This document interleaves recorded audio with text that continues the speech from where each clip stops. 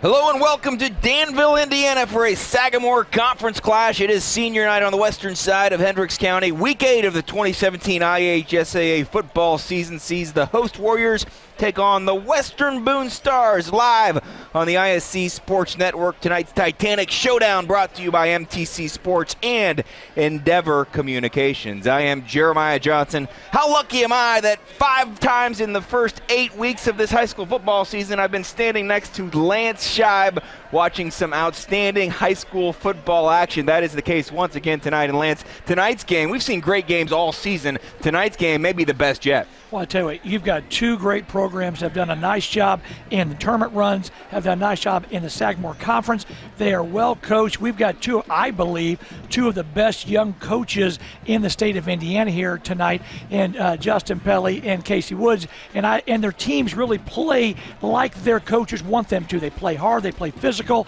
I love the approach of both coaches, the passion that they have in their voice and in their attention to detail. Lots of fun. Should be a great night. A great crowd on this senior night at Danville. Now, Danville is undefeated, to be perfectly honest, unchallenged. Casey Woods' team outscoring opponents 49-10. This is one of the most prolific offenses in the state. Well, I tell you what, our Casey has done an incredible job the last couple years here, as well as Clinton Prairie, and he's got a great background. He's got a great tutelage. He was a great player. He's been an incredible assistant coach, and now he's back home, which is something special. Anytime you can come back home to your home team and give back, he is excited to be here, and his team is playing at an incredible level. Meanwhile, for Western Boone, their only loss this season was to Class 5A West Lafayette Harrison. They're a 2A football program, nothing to be ashamed of. Justin Pelly has the Stars playing with a great deal of confidence right now. Say what, just listening and talking to Justin, he loves his young team, has a great mix of sophomores and seniors, and really likes his young kids, feels like his seniors are doing an incredible job of leading his team. But again, Justin's excited to see tonight's game, just to see where he is heading into the tournament. A lot of the talk tonight will be about these two offenses, but our players to watch, brought to you by Endeavor Communications, are guys that do a lot of their work on the defensive side of the ball. Let's start with Garrett Miller. I'll tell you what, he is just a bruiser. 43 tackles, 67 total. What jumps off the screen for me, 19.5 tackles for loss. That tells me you're playing on your opposing team side of the line of scrimmage. That's a big deal. And then Dylan Plant. I'll tell you what, Casey Woods talked about him. He's a leader in the sacks for the conference. Dylan plays with an incredible motor, 13 sacks on the season. All right, we will take a short timeout right now. We still have time for the X Factor, Coach Scheib's keys to victory. It's all coming up next on the ISC Sports Network. Again? Tortured by technology?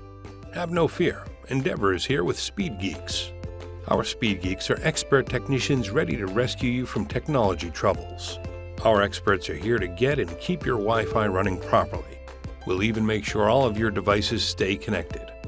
Give us a call or visit weendeavor.com to see if you're in our service area. Endeavor Communications. Technology for real people. Throws for the end zone, man open. That's a touchdown. Touchdown grab for Marion. There you go.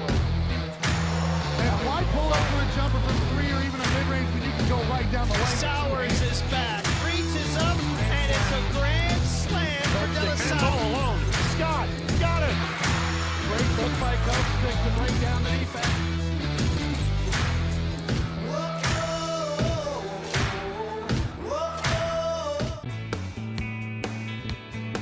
We love to see you here at the Farmers Bank. However, we know there are times you need to bank on your schedule, wherever you may be. With the Farmers Bank mobile banking app, you can check balances, transfer funds, pay bills, and now you can also securely deposit checks with your smartphone by simply taking a picture of the check.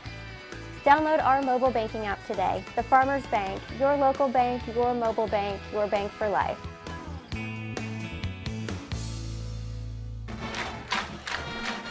Outstanding night for high school football. A little damp in the middle of this week, but no rain on a Friday night and a picture-perfect night and atmosphere. And look at this crowd. You love to see this. Jeremiah Johnson back alongside Lance Scheib as we count you down to kickoff between the Sagamore Conference Showdown. This is a matchup that could be really for the conference championship. It definitely is. It pits the best 2 teams right now in the Sagamore Conference playing here.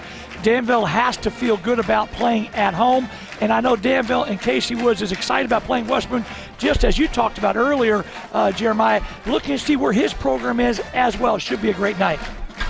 We talked about some star defensive players. Our X-Factor player to watch is someone who will have the ball in his hands a lot of this game. Toby Highland, the senior quarterback, currently 4th in the state in passing. Tell you what, talked to Casey Woods this winter, and he was really concerned how this was going to transpire. Lost an incredible quarterback last year. Now, what was going to happen here? And Toby has had just an incredible year. 28 touchdowns, Jeremiah, to 2 interceptions. I'm not sure you can do that in practice, let alone on a Friday night. So again, it goes back to Casey's offense and just the program that he's running. A 74% completion percentage, and his total yardage really could be much higher than that, but so many of the games have been out of reach in the fourth quarter, so he's been on the sideline. You see the officials for tonight's game. We've got an outstanding crew. Want to recognize their work. Rusty Lowe, Eric Lowe, Mike Van Duzer, Travis Horn, and Paul Wren. We've got a father-son duo with Rusty and Eric Lowe. This is a top-notch crew for a big-time game. I'd say what I've had them probably a half dozen to 10 times. They are one of the best crews in the state of Indiana. They're a state championship caliber crew, which is awesome for a game like this. It's always nice when the officials kind of match what the play is on the field. These guys will definitely let them play. They'll let the kids decide the outcome of the game. But this crew is one of the best that we have in the state of Indiana.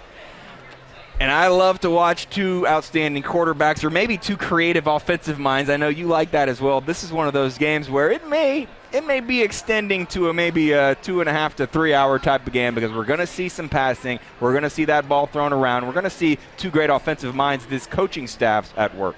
Well, I tell you what, talking with Justin Pele before the game, he loves Spencer Wright, his sophomore quarterback. Wanted to make sure I recognize he is just a sophomore, but he said, boy, he spins it well. And just to look in Justin's eyes about just the excitement and knowing, hey, I've got a real good one here, and that is fantastic. And then talking about Casey, they have so many weapons on Danville's offense. Looking forward to seeing what Western Boone does to try to negate some of that, try to make him one-dimensional. But Casey Woods has coached a lot of games, both as assistant, as a head coach. Offensively, they are just very prolific, as you've talked about. Looking forward to seeing what the defenses do here to try to slow down these offenses. So many years for you in a sideline, in a locker room. I'm curious the perspective or the message that you have when you've had seniors and really good senior classes tonight, senior night for Danville. What are the emotions in play? What's a coach's message to a group that's had so much success on the night that's their final regular season home game? Tell you what, it's one of the hardest nights of the year, because you get so attached to these kids week in and week out, all off season. It's 365 days a year now, and your message is, you know what? You're ready. You're prepared. Your mom and dad, your grandparents, your fans, everybody's here. Now just go out and relax, have fun, do your job, and play with reckless abandon. And when we reference the senior group specifically for Danville, 17-3 is the record over the last 2 seasons. Danville had some success, but last year a breakthrough year in Casey Woods' first season as head coach. They went and won a sectional against Bishop Chittard, the first sectional for Danville since Casey Woods was a player in 2007. Well, I tell you what, coaching makes such a difference in these kids' lives, not as much on the field as it does off the field. What I'm excited about for Casey Woods is he's home. There's something special about being where you played. The teachers are still there. You got friends, you got family, you've got alumni that come back, and they can connect with you. And I think that's the biggest thing that Casey's been able to do, is he's been able to connect back the program back to the community, and that's a big deal. There you see the Western Boone Stars running onto the field. They are fired up. I referenced the Sagamore Conference implications. Let's reset the standings and explain exactly what this means. Danville and Western Boone are the only 2 teams currently undefeated in the Sagamore Conference. Next week, Danville will travel to North Montgomery, who is 2-5 on the season, while Lebanon is at Western Boone. Lebanon having a great season. They're at 4-1. So technically, if Danville would lose and then Lebanon had a chance to beat Western Boone, you could have a 3-way tie. But if Danville wins, they're the outright conference champs. Tonight, Lebanon is rooting for Western Boone to perhaps have a chance to have that 3-way tie, but Danville knows they can win that crown outright tonight. Well, I tell you what, that's one of the first goals that you have as a football team, is let's win a conference championship. Those are big deals. There are things that you'll remember far beyond this year. And so now you're looking at Danville. They control their own fate. That is such a big deal, such an important accomplishment that I know Casey, again, is trying to get his kids to relax, have fun, and play hard. Toby Highland is the quarterback for Danville. We referenced on the X Factor player to watch. What's interesting is he can have these stats in his first year as a varsity starter. He's a senior. He's really done a great job in this first time as a full-time quarterback. That is really hard to do. Having had it done one time in my 25 years for a senior quarterback to come in and play for 1 year and to have the success that he has speaks to the volume of just the off-season training, just to Toby's training, and just what Casey's been able to do to try to maneuver the offense to fit Toby's style as much as it is what he believes in. Once again, the statistics for Toby Highland as Danville runs onto the field on senior night here in the Sagamore Conference Showdown. Toby Highland, 81 for 109, over 1,800 yards passing. I referenced the completion percentage, 28 touchdowns and just 2 interceptions. Coach, I could tell talking with both coaches before tonight's game and just walking around the field, there's a little bit of a tense atmosphere. You know these coaches, you respect how these are young, up-and-coming, talented coaches, but this feels like almost a sectional championship type of atmosphere. Well, I tell you what, the neat thing is, it really is. And as a coach, both of them have to be thrilled because you want to see how do your kids respond in big games, because they're going to have one in 2 weeks when they start the tournament. So this is a great barometer for both coaches, for both programs, because again, in 2 weeks it really counts. Tonight is really important, but it's still more of a preparation for week 10. A number of local television crews on hand in addition to MTC Sports. That is the Operation Football helicopter, so no doubt fans will be looking towards the skies shortly, but we've got a great action on the field, and the captains are going towards midfield right now for the coin toss. You want the ball in a game like this first when you have two teams, they like their offense, but sometimes there's something to be said for deferring and having it start the second half. I love deferring. The older I got, the more I realize there's so much hype early on in the game. I felt like I could steal one. If I get on defense, I'm going to play the aggressive, hype fits defense, not so much offense. So I liked taking the ball in the second half more than I did early on in my career. The homestanding Danville Warriors will receive. So Danville has a chance to get that high-powered offense in gear right off the bat tonight. 49-10 is the average margin of victory. I asked KC Woods yesterday, I said, this season's going pretty well. I said, yeah, we haven't really been challenged yet. And if you're a coach, you like that. You'd like to have the games out of reach. But there is something to be said for having one of those hard-fought competitive games. No matter what happens tonight, this is a good test for both teams that have realistic aspirations to play deep into November. I tell you what, you just want to see how your young kids, especially if you're Justin Pelly, how his young kids are going to respond in a game like this. If you're Danville, these seniors have been through this. It's a senior-dominated team.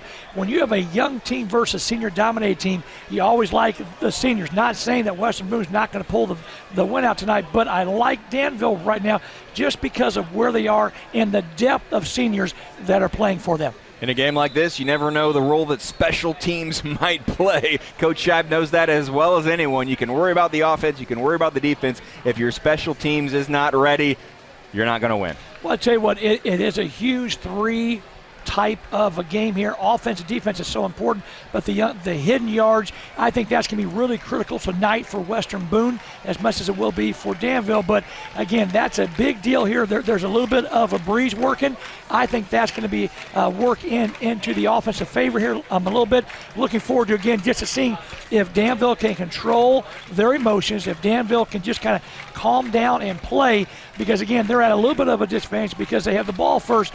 I'm anxious to just see what Casey's approach is as he starts the game. Solo hook step will kick off for Western Boone. 19 kickoffs on the season, has one touchback. Looks like he is the kickoff specialist. He will not handle the extra point and field goal duties, but he will kick off tonight. He will get this game underway. Endeavor Communications bringing you this outstanding Sagamore Conference action. Western Boone and Danville, and we are underway. Week 8 of high school football, and it is close to the goal line, almost a touchback, but not quite, as Danville returns it. Jace Heitkamp brought down about the 22-yard line. That's about as close as you can get to a touchback. Endeavor Communications brings us the starting lineups, and we will begin with the Danville offense, a high-powered attack. attack. I referenced that scoring margin. Danville certainly knows how to put points on the scoreboard. Toby Highland is the quarterback, but he has a trio of outstanding receivers really at any time on the field. Well, I tell you what, let's start with Alec Burton, the tight end, the Division I tight end, 6'5". I tell you what, he looks the part. Before the game, saw him without his pads on. I tell you what, he is a specimen. Understanding now why he has the offers that he has. Toby Highland out of the shotgun will hand off on first down. Maybe a little bit of a surprise as Alex Skinner is close to the first down marker. Coach Casey Wood says he's pretty much a pass-first type of team, but he runs on the first play of tonight's game. That is a first down. Endeavor Communication shows us the defensive starters for the Western Boone Stars, and you have to start with Dylan Plant, 13 sacks on the season. Also, Tanner Knott, you saw at middle linebacker, is certainly someone who can rack up the tackles. Well, I tell you what, Western Boone's got the work cut out for him because they have to stop the run. But again, Casey is a pass-first coach, so I'll be anxious to see what the adjustments are. Danville now on 1st and 10 from the 33-yard line. Highland drops back to pass. He has to scramble and is brought down. A tackle for loss for Western Boone, and that's something they've done quite a bit this season, already with 104 tackles for loss this season. I tell you what ends up happening, watch how Western Boone doesn't give up on the play, brings a linebacker blitz, which causes a disruption. And again, anytime you can move the quarterback off his spot, you've won on that play. So second down as quarterback Toby Highland looks towards the bench to get the play, and the receivers will reset themselves. I referenced this high-powered offense. You see Alec Burton, number 2, is a Division I football player. He's committed to Ohio University. He's number 2. He's a pass-catching tight end who can block as well. But Highland has a number of weapons, and he'll look towards one, but unable to get that off in time. It looks like a delay of game as 0 on the play clock. I tell you what, again, emotional game. Kids were talked about it all week. They understand what's at stake here. Take a deep breath. The nice thing is we've got great senior leadership on the Danville side, but what I like right now is, boy, Western Boone is amped it up. They understand what's at stake here. Defensively, they're trying to send a message early. Worth noting, Jack Gillum at linebacker, number 8 for Western Boone tonight, replacing Bryce Kopic. Quarterback Highland looking, has time, throws over the middle. It's deflected. Great play by number 13. Logan Benson. And if that has just a little more air underneath it, that could be a touchdown. Tell you what, Logan Benson, of all things to be able to do here, he high points this. He was the sectional champ in the high jump for Western Boone. Athletic as all get out. Got up there, should have probably made the catch here, but he was in position. Watch how he does this here. He high points this. Highland kind of looks his man where's he going to throw here. Should have made the play. Logan Benson, not originally listed on that Western Boone 2D, but he is certainly in making a play early on. So now 3rd and long, and Highland will try to get a little bit back. It's thrown over the middle. It's incomplete. And so on the road, although there's a penalty flag down, so just when you think it's time for the punt team to come onto the field, this could be a costly penalty for Western Boone. Well, I tell you what, I thought they were there. I thought Western Boone might have been there just a little bit early. But again, it's one of those things. Again, Western Boone is being aggressive here. I thought he made a nice play on the ball. Could have been a no call here, but again, the officials, this crew I trust, they do a great job. Nice job of at least moving the down marker on that 3rd down play. So originally 3rd and 22. Now looks like it'll be about 3rd and 8 for Danville, and all of a sudden new life for Toby Highland. Can the senior quarterback on senior night take advantage of it? We reference his passing, 4th in the state in passing, 1,800 yards coming into play, and we've yet to really reference his favorite target, Ben Stevens, but I'm guessing we will a time or two tonight. Ben Stevens looks to be in the slot at the top of your screen. Faking the handoff, Highland looks over the middle once again into double coverage, and it is picked off by number 8, Jack Gillum. So the penalty does not come back to haunt Western Boone. It's better than a punt. It's a turnover, and it's now in Danville territory. Give Western Boone and Justin Pelly all the credit there. Scouting reports said, hey, we've got to make sure that we stop Alec Burton. And again, Toby kind of, kind of just looked at where he wanted to throw the ball there. A little bit of that inexperience at quarterback, but credit Western Boone for making a play. A little bit of contact there from Gillum. He gets away with it and then makes the play. Outstanding opening series for that defense of Western Boone. Now 1st and 10 on the 41, and the Stars will try to answer on the road. It's complete into the flat, and he is still running. Western Boone could not be off to a better start in this game. That pass was complete to Luke Kernodle. As we take a look at Endeavor Communications' starting lineup, the starting offense for Western Boone, 34.6 points per game. Alex Skinner, for a team that likes to pass, he's a talented running back, 5.4 yards per carry, 7 touchdowns. This offense very similar to Danville. They'll operate out of the no huddle, out of the shotgun quite a bit. They can run, but really, Coach, they'd like to pass. Well, I tell you what, just talking to Justin before the game, he just could not say enough about his young quarterback, Spencer Wright. And it was nice to see the ball get out early, and nice way to start the game. Brought down, though, the Danville defense. Jackson Wynn, his 8th tackle for loss of the season. And much like Western Boone was able to tighten up just a little bit early, that's what Danville does on defense. Let's take another look at the replay before we look at that Danville starting lineup. Nice penetration in that defensive line for Jackson Wynn. Anytime you can change the line of scrimmage, especially that way, that was almost 4 yards deep. When you're doing that, there's really nowhere for Spencer to go. Great job of being physical by Danville's front.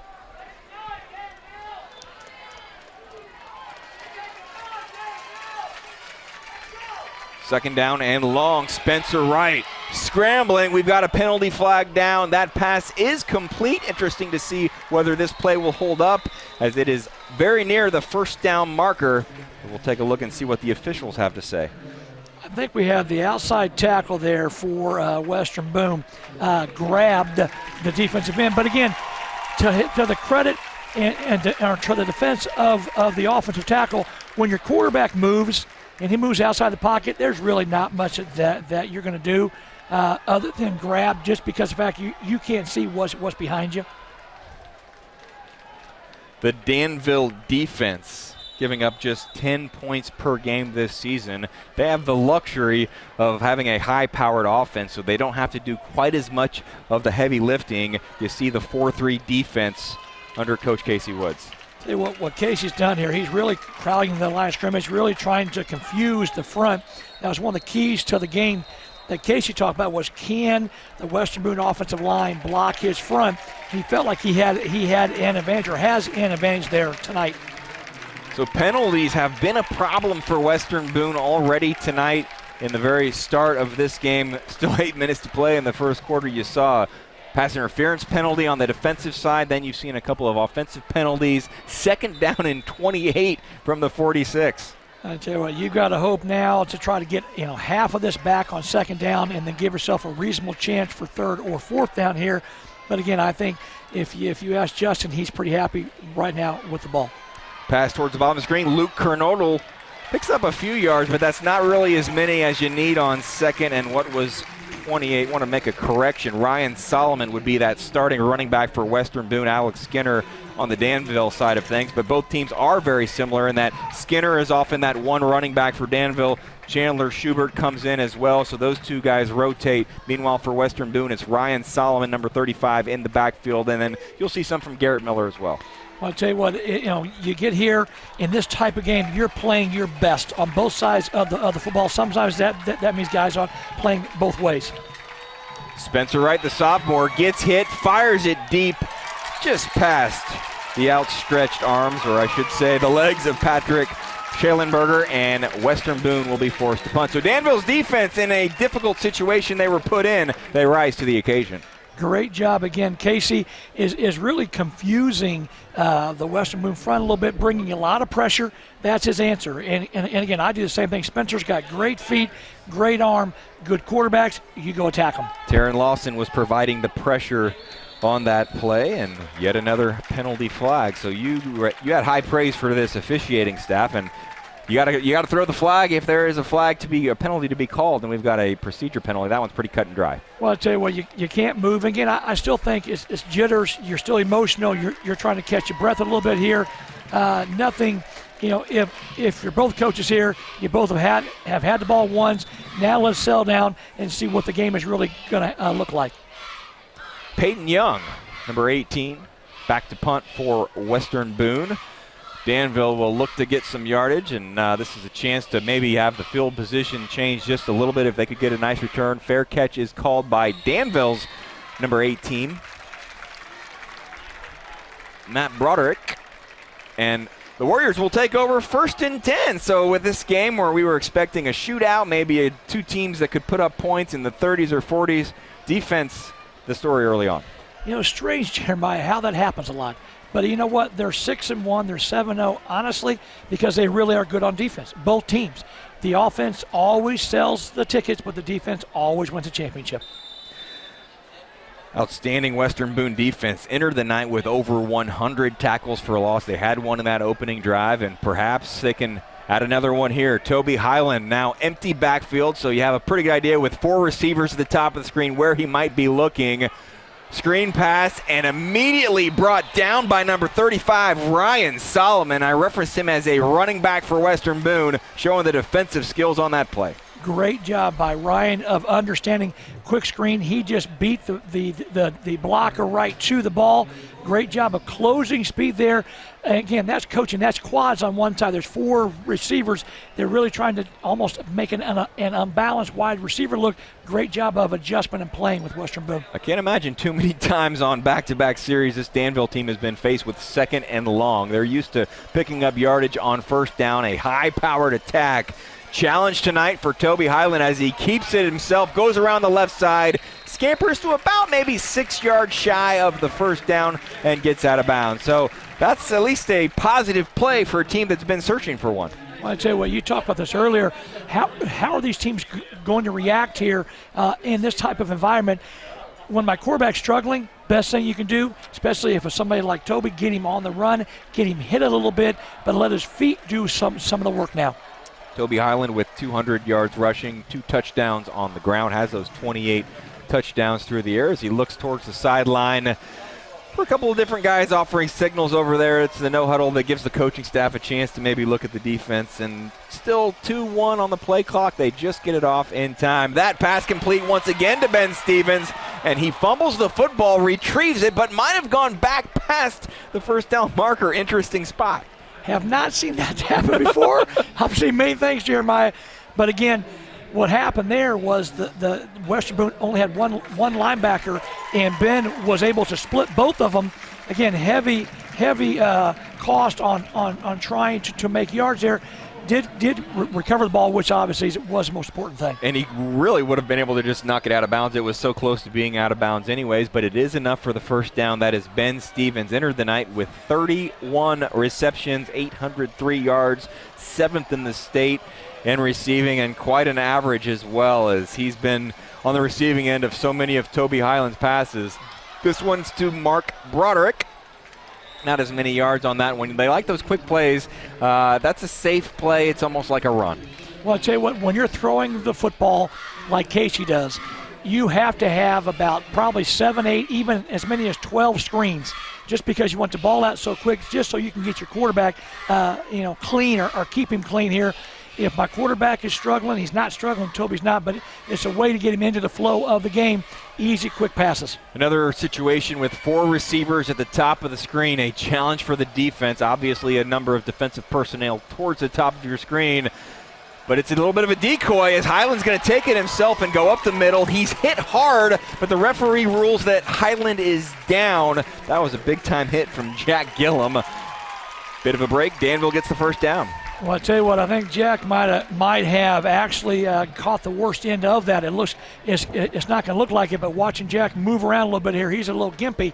But again, it's a numbers game, Jeremiah. They're in quads to the left, and there's not enough guys inside the tackle box, so run the football. Great adjustment by Toby or by Casey. Certainly worth watching Jack Gillum. He flies all over the screen. We've seen that tonight with the interception and making a play right there. Number 8 for Western Boone is a defensive player to watch. That pass batted down at the line of scrimmage. It is incomplete. Nice pressure, though, for Western Boone by number 32, Garrett Miller, the leading tackler for for the Stars entering play. Well, I tell you what, there was a little miscommunication or timing here. Toby's ready to throw the ball.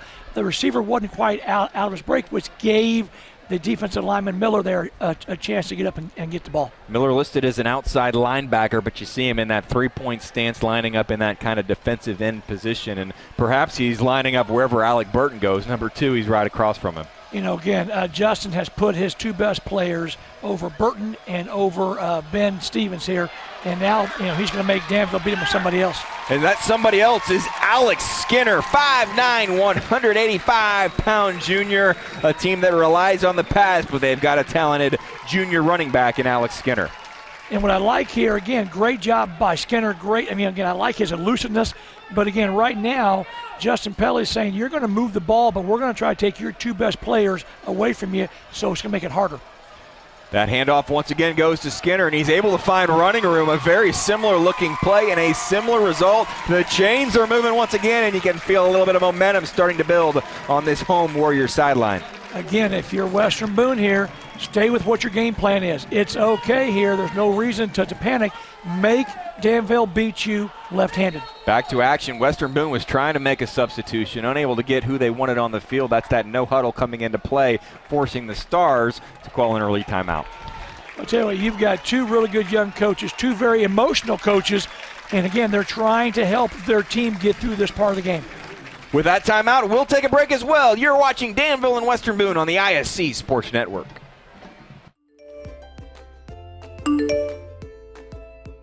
Not getting their messages? Have no fear. Endeavor is here with eWireless. Endeavor Communications combines the nation's largest 4G LTE network with friendly hometown service, so you'll always be connected to your kids. We also provide internet, television, security, and telephone services with outstanding local support.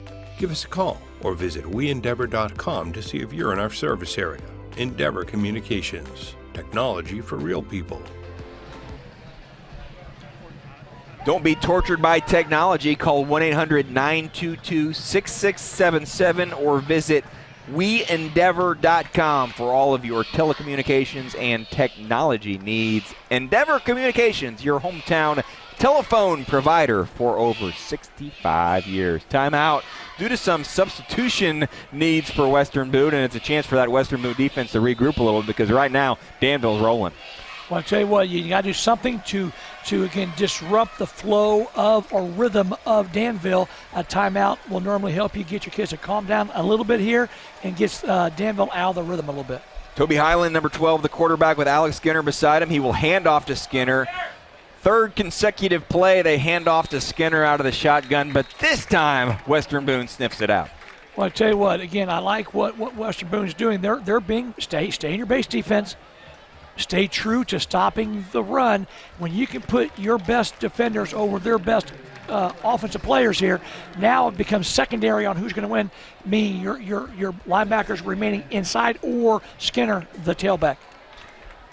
Look for Ben Stevens, number 84, to maybe get loose. Last year, he broke the school record for touchdown receptions in a season with 18. He broke his coach's record, but he blew it out of the water as Casey Woods had that record with 12 already this season. In game number 8, Ben has 12 touchdown receptions. So perhaps looking to maybe get his own record. Look for number 84 to find that end zone, and Highland will be maybe looking for him. Unable to find anyone, forced to scramble.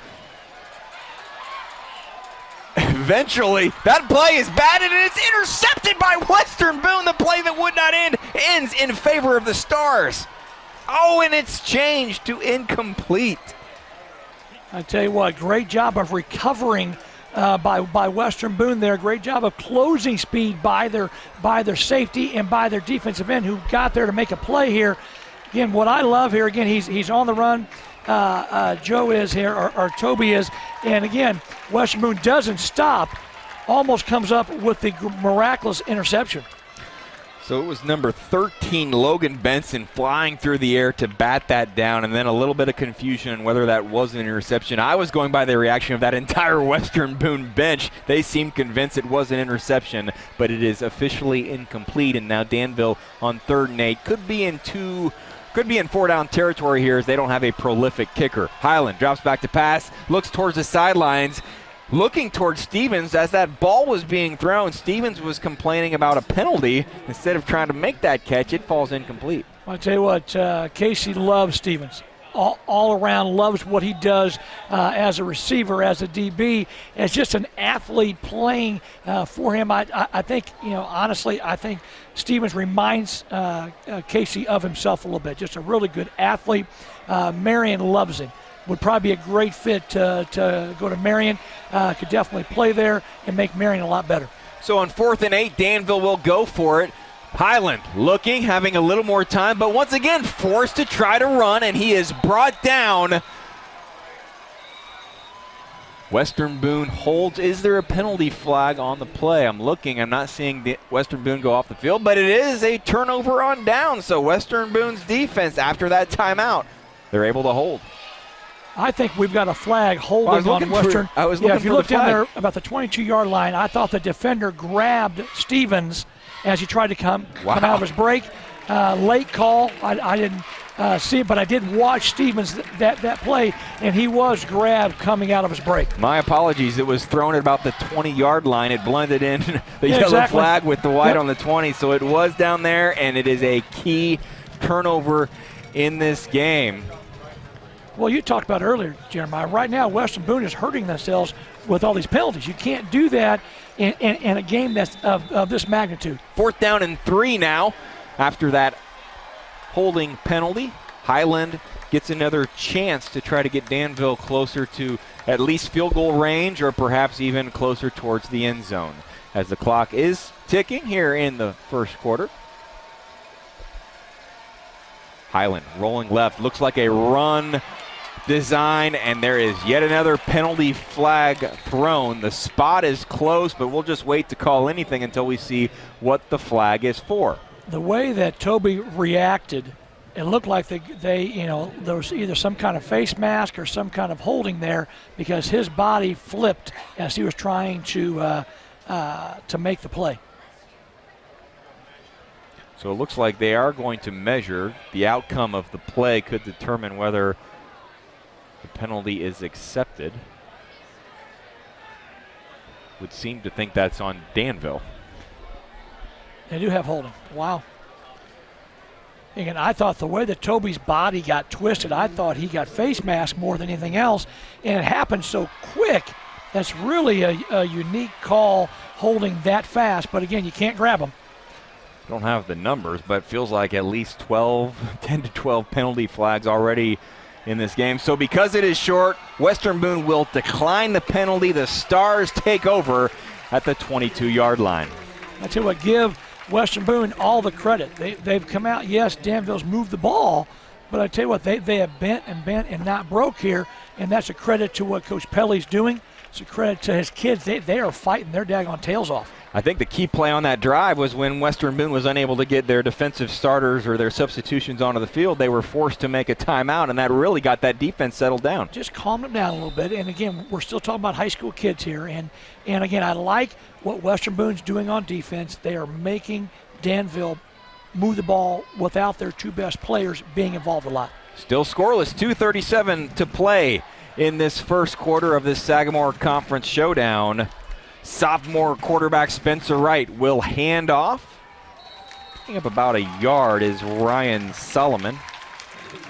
Actually, that's Garrett Miller, number 32. So Garrett Miller is a 6'1", 225-pound senior, has 3 touchdowns this season. He'll do a lot of the tough running for Western Boone. And do we have another penalty? Why is it every time I talk about the officials, say what's going to happen here, it turns into, again, where we've got kids, but you're still talking about an emotional game. You're talking about a hype game, and this is what we talked about before the game. This is great for these kids, great for the teams, because they're going to play in games like this in the tournament. You cannot do that. It was an unsportsmanlike late hit. I don't think that there was a punch thrown. But I think it was definitely something there. It looks like they're talking a little chippy there, and you can't do that. Yeah, almost like a complaint to the officials, or even maybe, who knows what happened well after the play. Regardless, it's a first down for Western Boone, and much like the last time, they just simply hand the ball off to Garrett Miller. Picks up about 4 or 5, actually maybe even 6 on the play. That's a very good first down play for Western Boone. What I like, again, is Justin's kind of switched his offense up, went back to 2 backs, and he's really just saying, we're going to be physical. We're going to blow you off the ball. How are you going to respond now if you're Danville? Not what I expected early on, although we have seen the offenses show what they're capable of, maybe just trying to get in sync just a little bit. And so for the 3rd straight play, it's a handoff to Garrett Miller, perhaps setting up for a fake handoff and throw it deep. Well, I'll tell you what, Justin Pelly's background is the flex bone, which is what Air Force runs, what Navy runs. He's gone back to that style of offense right now, just trying to control the ball a little bit, really rest his defense as much as anything else, Jeremiah. Interesting decision here on 3rd and 4. Do you throw or do you run? He's got just one receiver at the top of the screen, and that's where he decides to go. And it looked like it might have even been batted at the line, but it is caught, complete. Logan Benson, first down Stars. Well, I'll tell you what, one of the misnomers is I have to spread you out to get certain coverage. In all reality, the more players I bring into the line of scrimmage, what Western Boone's done, the less you can have outside. In that case there, great job by Spencer getting the ball out. It did get tipped, as you talked about. Alec Burton looked like number 2, the outstanding tight end and defensive end for Danville. Got his hands on it, but it's a first down for Western Boone, and they'll keep it on the option. But outstanding tackle for Danville, Carson Waddell, the junior. You can't defend it any better than that. Love the way Carson came up outside in. He made sure his outside arm was free. He knows where all his friends are, and they're inside. Great job again by Carson, making sure the only place that Jack could go was come back inside. Spencer Wright, the sophomore quarterback, has a number of wide receiver weapons. 6 receivers for Western Boone have at least 13 catches, so there's really no standout guy you can just zero in on. A lot of balance if and when Western Boone decides to throw, but I think they like the run option right now. Looks like setting up the reverse. That's exactly what it is. It was going to be a reverse pass, but the pitch is fumbled. Spencer Wright retrieves it. He's brought down. He fumbles as well. Did Danville recover? We've got a penalty flag. A lot going on this play, but the first signal is fumble. Danville recovers. We'll have to see what the penalty is. I think you've got a hold on Western Boone here. That play went from being a touchdown for Western Boone to a turnover. And again, it's one of those things that you've got coaches pulling out all the stops early, trying to dictate tempo here. And now you've got a flag on Western Boone, Danville's ball inside Western Boone territory. This is going to be a touchdown. They've been setting that one up for how long, and it could have been wide open. I didn't get a chance to look down the field at any time to see how open the receiver was. But then to add insult on the injury, it was going to be a big loss, and then it turns into a turnover. Well, again, the thing that Western Boone has now going for them, it's a quarter break, and so they get a chance to relax, take a deep breath, and now you got Danville also is able to kind of say, how are we going to attack now? We're in their territory. Let's go do what we do. It's a shootout, or it was expected, but we're still scoreless after 1. You're watching the ISC Sports Network. Wouldn't it be sweet to happily live a life that's filled with glee and sing about how joyful it can be? I'd like to hear that. Live life to its fullest every day with the highest level of primary care from Indiana University Health. When you have your health, you have everything. Indiana University Health. Schedule same-day primary care appointments at 1-888-IU-HEALTH. I don't think of this as a high school weight room. It's more like a high school classroom. I'm learning how to manage my time here. I'm learning that it's important to have goals and that it takes persistence and commitment to reach them. And I'm learning that the best way to lead is by example. Indiana High School Sports. They're more than just a game. Come and see me play. Back to start with the first play of the second quarter. Danville in Western Boone territory. That's how you start on first down. Danville able to take advantage of a crazy play and turnover and penalty, and now they're in business trying to get on the scoreboard first as you see the replay. I love what Danville's doing up front. They're real simple. It's man-on-man blocking. Skinner's done a great job of being patient. I think the biggest thing here, Jeremiah, watch 35 Solomon and 32 Miller. They're covering Stevens and Burton. How they do in this second quarter is going to determine a lot. Out of the shotgun, it's Alex Skinner once again getting the handoff, and he will keep moving those feet towards the first down and has a first down at about the 29-yard line. And the dilemma that Western Boone's in now is when you take Solomon and Miller out of the box and put them on top of Burton and on top of Stevens, you're now a little lighter in the box with different type players. So Alex Skinner and Chandler Schubert expected to rotate a little bit in that backfield for Danville. We've seen a lot of Alex Skinner, and we've seen Toby Highland trying to make plays with the pass and the run as well. We haven't seen that passing game really work up to this point like we expected for Danville, but it's a long game now. 1st and 10 from the 29 as Highland operates as he has all game out of the shotgun, fakes to Skinner, throws it towards his tight end Alec Burton, but it is high and incomplete. Well, I'll tell you what, interesting dilemma there, or adjustment by Western Boone. They went to man-to-man on the receivers, kept more players in the box here, telling Danville throw the football, which is what they want to do. Anyway, interesting adjustment by Justin Pelly.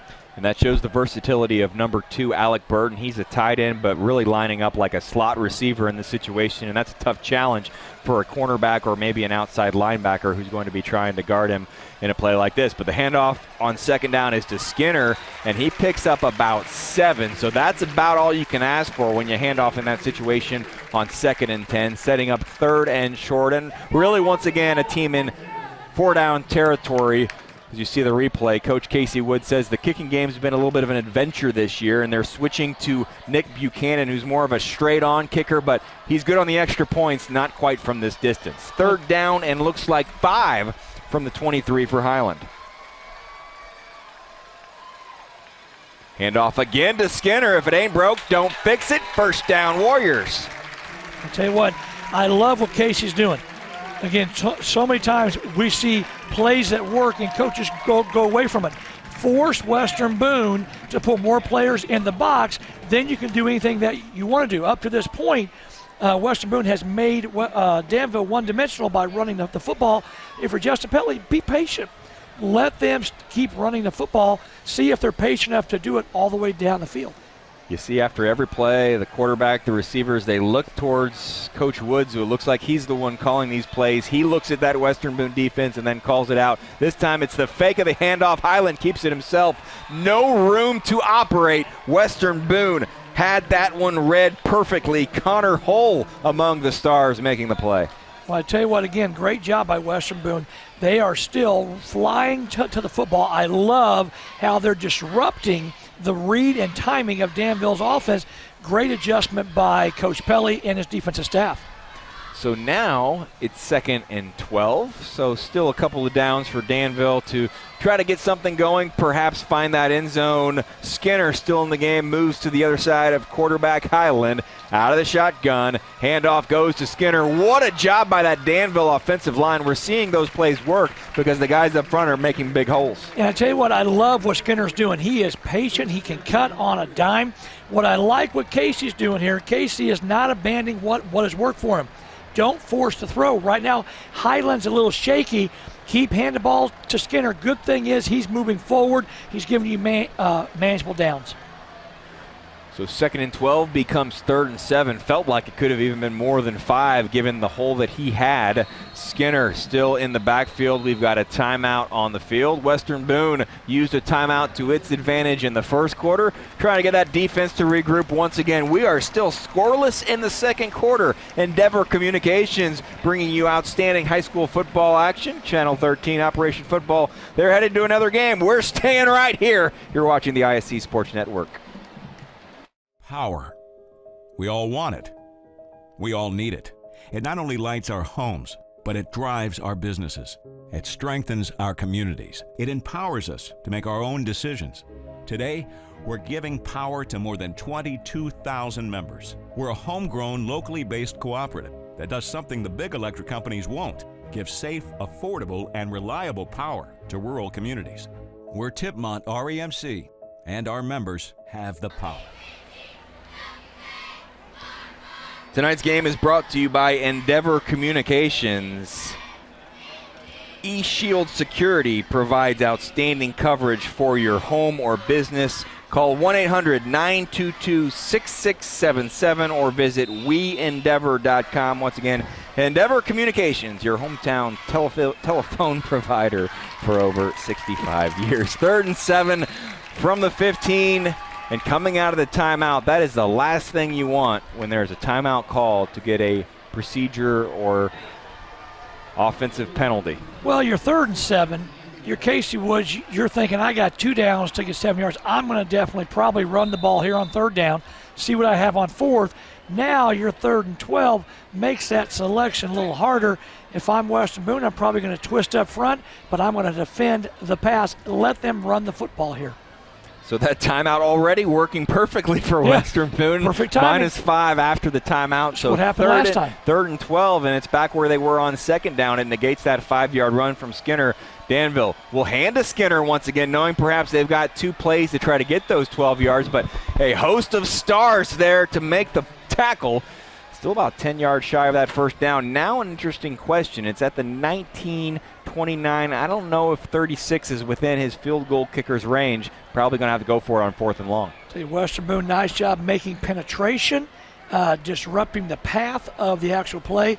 I would say, Jeremiah, he's going to go for it here. Worst case scenario, gives Western Boone the ball back inside their own 20. Not a lot of risk here if you're Danville. Devin Weekly and Connor Hull were the stars making the big tackle on 3rd down. So, yes, 4th and 11 from the 19. Highland looking towards the end zone. He'll throw towards the end zone. Couple of Warriors there. It was caught for a second, but unable to finish the catch is Mark Broderick. Looked like we could have had our first score of the game, but great defense after the initial catch attempt. I tell you what, Toby Highland stood in there a long time. Give the offensive line a lot of credit. But I tell you what I love there, guts by Toby. He's in there, he's holding on, he's waiting for somebody to get open, throws a laser. Okay, you got to come up with that. You're going to get hit, whether you catch or not, and when you're in the end zone, you definitely want to hang on the ball. You almost wonder if both players were supposed to be at that same spot, because Alec Burton's defender might have been the one who was able to make that play. If Alec is at a different spot, perhaps Mark Broderick is able to haul that reception in. Regardless, 1st and 10 now. Western Boone dodges the bullet, and they'll try to get something going on offense. They'll hand off out of the shotgun. So we once again see both teams really spending most of the time with these running plays out of the shotgun. That time it was Ryan Solomon. I tell you what, we were just talking about this earlier about this high-powered, high-prolific offenses here. It's turned into a defensive game, a running game, and now if you're a complete team, you can do this. So this is a great test for both programs. Where are you? Are you truly a complete team and good in all phases? Last drive for Western Boone, we saw Garrett Miller get a number of handoffs. He's 6'1", 225. Ryan Solomon on the field now. That throw is toward the slot. It is caught by Luke Kernodle, one of those 6 receivers with at least 13 catches. He had 19 for 255 and 2 touchdowns entering play, so he's over 20 tonight. Listed as a wing running back. That's kind of like a running back type of play. Watch this catch here. This was amazing. It's down by his shoes. He picks that thing up. Luke makes a great yardage. Okay, good job by Spencer by getting the ball out quick. Back to live action, 3rd and 2 as the clock is still running. About 10 on the play clock, so no reason for the sophomore Spencer Wright to worry. This is a great experience for a sophomore signal caller on the road, and he looks towards the top of the screen, and it is complete to Patrick Schallenberger. 6'2" junior hauls it in, 1st down Stars. Love the tempo and rhythm of Spencer. He's back there setting his feet. He's ripping the ball. I like what was going on here. And again, what Justin's doing, everything is quick hitters here. Ball's out quick. They're running quick traps. They're running quick dives.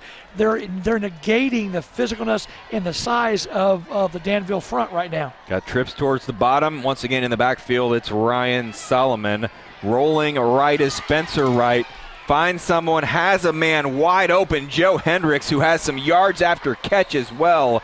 That's a pretty good play, great execution, and a penalty flag goes down at the end. Somebody said something the line judge did not like. Well, I tell you what, this is going to be a great learning experience for both teams here, but nice job back to what Spencer Wright did. Got the ball on the edge. What I like, again, Justin is cutting the game and the field in half by moving Spencer, making it really easy, a simple read.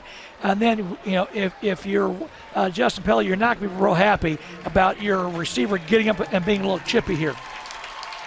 Not real smart to also talk trash on the other team's sideline. So what happened was the officials rule a first down for Western Boone, dead ball penalty, and really, if you can see what happened, it was frustration for Joe Hendricks for maybe a little bit of a late hit, gets up, is fired up, and it's always the second man, the one who reacts, who gets the penalty. So first down for Western Boone, but then they move them back 15 yards. Keep your poise. And again, that's I know it's easy to talk about that, but again, that's being a complete program, a complete team right now. And again, they're playing with a lot of emotion, but you got to keep your poise. So first down for Western Boone. Spencer Wright with a little bit of a shoulder shrug. Pump fake, throws towards Luke Kernodle, and he gets a penalty flag. I think more plays have had a flag on the field than not up to this point in this game. Well, you can't get there early. That was a pretty easy call for the officials there. Ben got just a little excited, was there early. We're going to claim as a high school coach it was uncatchable. They don't have that rule in high school football, so if you're there early, which he was, it's going to be a flag every time. So Carson Waddell, who's made a big play a time or two tonight, is the one flagged, and Coach Casey Woods was not happy, but after all that happened on the previous penalty, we're basically back to where we started. I tell you what, again, this is going to be, there's a lot of coachable moments during this game thus far. Looking forward to seeing how things progress. Quarterback Spencer Wright keeps it himself. He's got a first down and then some. Great running, perfect execution for Western Boone as they are marching down the field. Again, I love what Justin Pelly's done. He's mixed in a little bit of the throw to get Danville outside the box. Now he's putting the ball in his lineman hands and Spencer Wright's hands, and just done a really nice job. Great job by the young sophomore of getting north and south. Really breaks a tackle there. Jace Heitkamp, third leading tackler for Danville, was right there. Had a chance to keep that at maybe a 6 or 7 yard gain, and that is first down Western Boone. So keep it himself once again, Spencer Wright, but he goes the other direction. Great job by this Western Boone line. Max Johnson, number 60, Michael Rice, 50, Casey Foster, 54, Sam Wilkinson, 56, and then Trevor Popplewell, number 74. These guys have really created some time for Spencer Wright and made some holes. I'll tell you what, the interesting adjustment here, and this is where coaching is so much fun to be able to watch here. Danville is putting one extra defender in the box, so now you're running your quarterback if you're Western Boone, which adds an extra hole for that defender to actually fill, so it really negates Danville crowding the box. 2nd and 8 from the 23. That handoff will go to Garrett Miller, the fullback, or maybe the guy that picks up the tough yards out of the backfield for Western Boone. He's a senior. It'll be 3rd and about 5 in this scoreless game. Western Boone, not sure of their kicking situation, but normally you get down to around the 20, you can at least start to think about it. If you get to the 10, you're usually in range, especially for two talented teams like this. Exactly. I think this is probably 4-down territory if you're Western Boone. Look for something on the edge, fake the midline, and get the ball outside. Luke Kernodle goes in motion. He'll get the pitch, and he will find the first down. Very close, but does look like, depending upon the spot, we'll have to wait and see. The official puts it down right at the 15-yard line, and it is first down, Western Boone. Great job by Coach Pelly here. Run at your bench. There's a lot less flags at your bench. I thought they had a little bit of a hold on the perimeter, but when it's on your side of the field, normally doesn't get called as often. We don't need another hold. We've had enough of those penalties. If it's 50-50, we'll say keep the especially on my sideline. I didn't like those on my sideline. In the pocket. Up the middle, Garrett Miller. This is Garrett Miller territory. He had 14 carries for 38 yards entering play. Not a gaudy average, but he is certainly someone who can pick up tough yards, and really you can hand him the ball and expect he's going to get me 3 or 4. 4 is what he got on first down. Well, I tell you what Miller's done, he's changed the complexity of the game. It's a physical game right now. Right now, Western Boone is hitting Danville in the mouth, and I tell you what, Justin Pelly wants to see, how is Danville going to respond to this? Kernodle in motion. The pass will be towards the corner, and a penalty flag is down. Man coverage, one-on-one. I know a quarterback, his eyes are wide open thinking that's an opportunity for Logan Benson, but it looks like we'll have some contact. Which side is it on? The defender's back was to the ball. He was there a little early. Okay, you can't arrive early. And again, what I love here, what a great play call here by Justin Pelly of just keeping Danville on their toes. It is, in fact, pass interference on the defense. First down, Western Boone. Not an awful penalty if Benson was going to catch it, because you'd rather have a penalty in half the distance than you would a touchdown. I'm not sure he was going to have it anyways, though. But it's first and 5, first and goal for the 5 from the 5 for Western Boone. Still scoreless. 3 minutes to play before halftime. Wright will keep it himself, and he is brought down 5 yards behind the line of scrimmage. They'll spot him at the 9. Outstanding penetration by the Danville D. Tell you what, again, anytime you can move that line of scrimmage, and right there, the physicalness of Danville showed up here. The balls, the defenders are in the backfield here. No room to make a read or to make a pitch. Great job and great call by the Danville defense. Jackson Wynn, number 9, really disrupted that play. He pushed Trevin Popplewell, the tackle, into the backfield, and then he was right there when the handoff was faked to make the tackle. This time the handoff will go to Garrett Miller. Rumble, stumble down to the 1-yard line. That's an outstanding play on 2nd and 9 for Weibo. What Western Boone does there, and Coach Pelly, Danville's getting upfield, run underneath it. Great play call, quick hitter there to Miller. He just kind of bounces around like a bowling ball. And so Western Boone was trying to get on the field quickly, make a quick snap. Danville was trying to make a substitution, and turnabout's fair play in this game, because a couple different times Danville has tried to hurry up and Western Boone had been forced to take a timeout. This time it is the Warriors with a key timeout on a critical 3rd and 1 play. Keep it right here. You say 4 down territory? I think it is. I think you're not going to win this game with field goals. You're just not. So you're on the 1-yard line. You've got 2 downs to score. If you're Western Boone, you are going to make sure that they're going to get off of the ball, tighter splits, block down, wedge block, give the ball to Miller, or get on the edge on that, almost like a jet sweep there.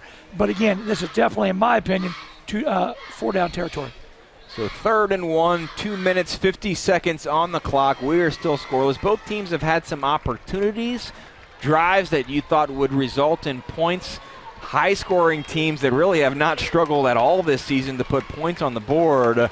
You expected a great game, 1 loss combined between these 2 teams, and that is exactly what we're seeing. You talked, Jeremiah, about this being almost like a playoff atmosphere, and that's what this game is definitely holding up to. So 3rd and 1, the pitch will go to Ryan Solomon. Does he have enough?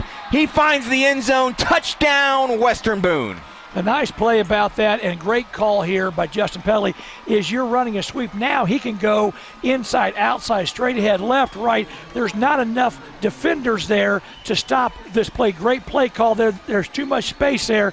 And again, as big as he is, he's going to score. Great job by Solomon. Great job by Solomon. Assist to Luke Kernodle, because he was blocking, really sealing a defender right about the goal line. So Luke Kernodle, you don't get assists in football, but that's as close to an assist as we could find.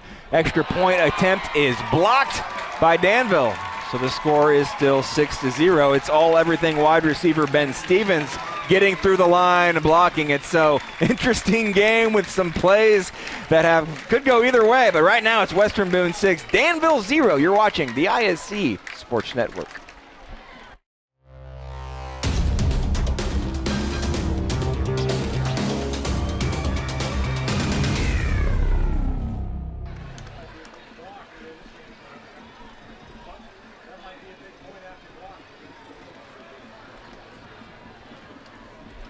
Back at Danville High School, senior night. in Hendricks County, and Western Boone caps that drive off with a 1-yard touchdown run from Ryan Solomon. Western Boone averaging 135 yards per game on the ground this season, 192 through the air, but it's really been the ground attack that's worked tonight and worked on 3rd and 1. Tell you what I loved here, Solomon, get him in space. It's really hard, as big and strong and powerful as he is. Great play call, because now it's one-on-one. And with only a short distance to go, I love the play call, because, again, now you've got so many directions that you can go. And with that shorter distance, the best way to go, north and south. Western Boone usually lines up with 1 running back in the backfield, but they've occasionally got 2 on the field. And that was a situation where Ryan Solomon, in that little wing-back type of formation position, goes in motion, catches the pitch, has a full head of steam, and had a little opportunity to find the seam and get that 1 yard he was looking for. Danville returning this kick. Garrett Deaton, actually number 37. That is Danville with a great return. Jace Heitkamp, number 37, gets the Warriors in business, and the fans on the home sideline, they ring those bells. I'll tell you what, you talked about special teams being such a big deal. We've seen 2 back-to-back plays, special team plays that could make a difference in this game. The blocked extra point, and now great field position with just 2:39 left in the half. Just what Casey Woods and the Danville Warriors needed. Jace Heitkamp, once again, the senior, getting Danville in good position. And now with 2:38 on the clock and a outstanding senior quarterback, there's plenty of time for Danville to march down this field and have an opportunity to perhaps tie or take the lead in this one. Handoff, though, to Skinner. He's been busy tonight. Entering the night, Skinner 95 carries for 515 yards. Charlie Schubert had 444 on the ground, but really it's been Skinner's night in the backfield. And he's been averaging 5.2 yards coming into this game, so he can run the football. You know, Skinner's done a nice job up to this point, just hadn't had to use him as much as they are tonight. We do see Chandler Schubert actually is number 6 there, so maybe I jumped the gun a bit, but Schubert is on the field, and he's equally talented, as we referenced by those stats. Both have gotten a lot of work this season. 2nd and 7 from the 43. They'll hand off again to Schubert, and he will be stopped shy of the first down, setting up 3rd and short with just under 2 minutes to play. Again, I love what's going on here with Coach Pelly and the defense here. Watch how Western Boone plays off of the run. I have not seen a secondary come in like this, so fast, so physical. Give Coach Pelly and his defense staff all the credit. 1:30 on the clock, 3rd and 2. Highland still out of the shotgun, then looking towards the sideline. Interesting play if they're unable to convert. Maybe Western Boone uses its final timeout. Handoff to Schubert, and he has a first down. Now Danville full steam ahead. Try to get some points on the board. With having a couple timeouts left, you're Danville, you can keep running the football. Just look for them to have less look over at the sideline and just get into the play quicker. Close to 1 minute remaining in this first half. Toby Highland in an offense that has not struggled at all this season, just unable to really get anything going. But Chandler Schubert goes down near the out of bounds line. The officials say inbound, so the clock is still running. That is key here, is 50 seconds on the clock, and Coach Casey Woods is forced to use one of his 2 remaining timeouts. It's a good run, it's a good play. Maybe in that situation, try to get out of bounds. Exactly, and again, he's trying, Schubert's trying to get as much yards as he can. It's one of those things, again, a coachable moment. Tomorrow during video, Casey will talk to him, say, hey, great job, now save us a timeout, because again, there's still plenty of time with 46 seconds and a timeout, but it would have been nice to get out of bounds there and keep a timeout. So now with 1 timeout left, 46 on the clock, you pretty much have to go downfield, air it out just a little bit. You do, of course, get the first down. You get a brief clock stoppage. That's the nice thing about high school football, is the clock does stop after every first down. So again, you're thinking first down, clock stops. You know, you can still throw the ball over the middle of the field as long as you throw the ball past the sticks. Great crowd at halftime. They will be recognizing the Danville senior band members before tonight's game. Nice moment where they honored the football players, and they will go back to the locker room for halftime. But we'll have a little bit of an extended halftime here on the ISC Sports Network. 2nd and 1 from the 36. Toby Highland, the 5'11", 170-pound senior, will fake the handoff. He's going to try to go deep to his favorite target, Ben Stevens, trying to make a play, but it's the defense who makes the play. That falls incomplete. I like the play call. 2nd and 1. You're not going to lose much. Again, give yourself a chance to be able to score here quickly here. Again, nice job of high pointing the ball by the Western Boone star defender there. Just make the play. You're there. Make a play. Number 18, Peyton Young. How about somebody wearing number 18 named Peyton on this weekend in Central Indiana? 3rd down and 1 from the 36. The officials blow that one dead before it actually gets started, and a timeout is called, probably from Western Boone. We'll take a quick timeout here on the ISC Sports Network. We expected a great game, maybe not the score we expected, but it is certainly a battle. Western Boone leads Danville 6-0 on the ISC Sports Network. Irritated by your internet provider? Have no fear. Endeavor is here with eForce high-speed internet. Download speed? No problem. Download an HD movie in seconds with our remarkable gigabit speed. Endeavor not only provides the latest fiber optic technology, we're also here to help you use it. We also provide television, wireless, security, and telephone services with outstanding local support. Give us a call or visit weendeavor.com to see if you're in our service area. Endeavor Communications. Technology for real people. Thanks to Endeavor Communications for helping provide tonight's high school football coverage. MTC Sports and the ISC Sports Network proud to present high school football in this Sagamore Conference clash.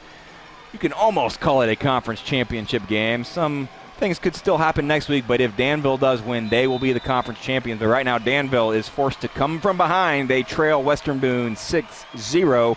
37 seconds on the clock, 3rd down and 1 for quarterback Toby Highland. The handoff is to Chandler Schubert. Close to a 1st down. Yet to see the spot. Looks like Danville will get it, so the clock will stop briefly for the chains to reset, and Danville has to be ready to snap when the clock gets started. Again, the tempo is key here. Now you still have 1 timeout.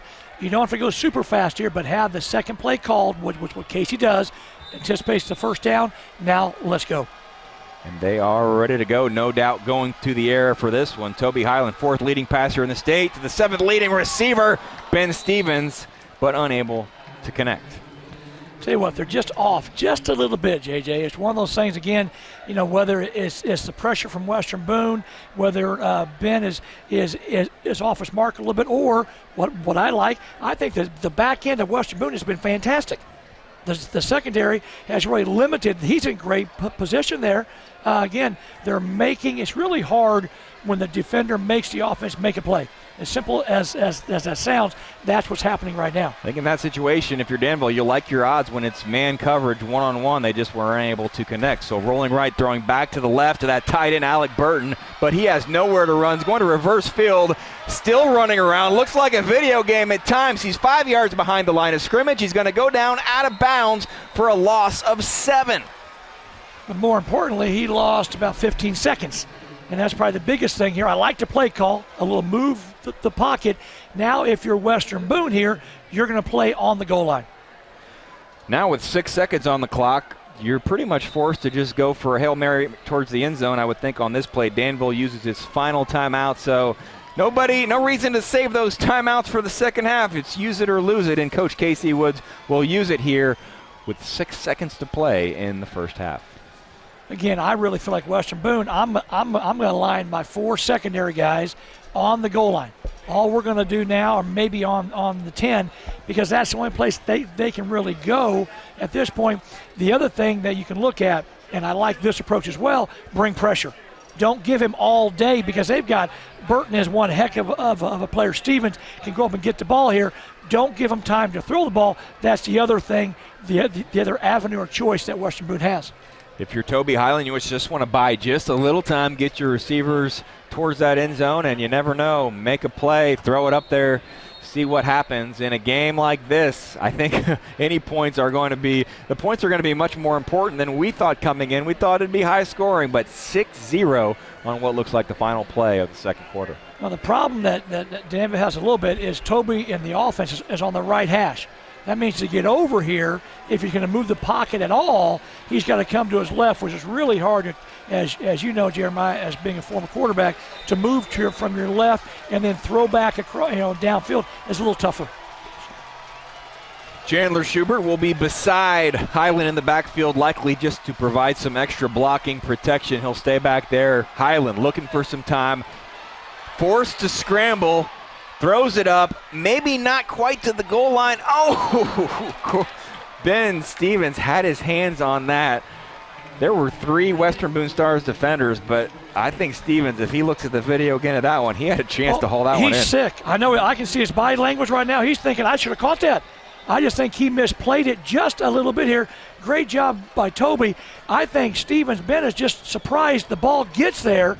He's behind all the defense there, almost like a Boston College look there. Hits him. Oh, my gosh, Ben is going to be sick. As great a player as he is, he's thinking to himself, I should have had that.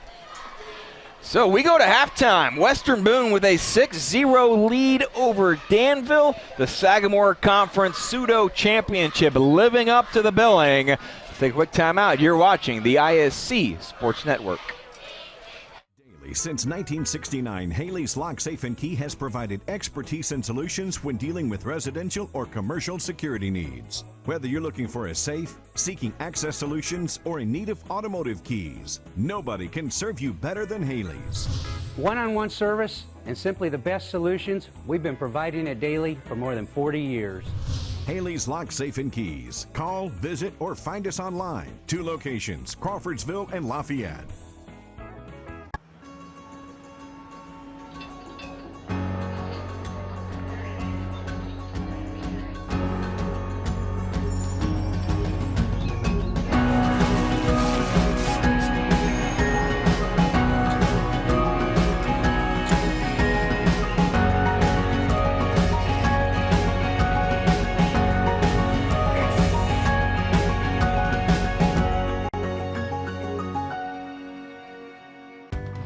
There's no cost for imagination, no charge for dreams, no limit to what we can accomplish together.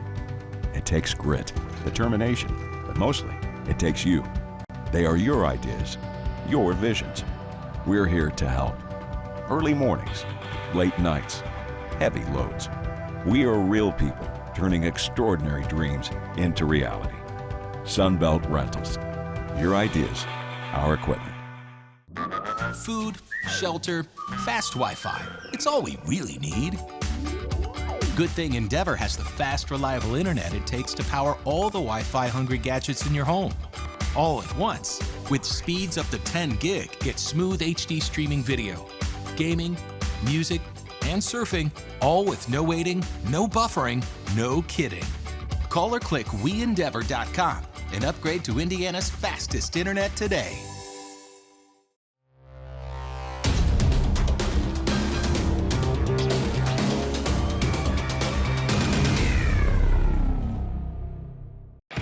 Thomas Phoenix Lawn and Garden is your local Husqvarna dealer.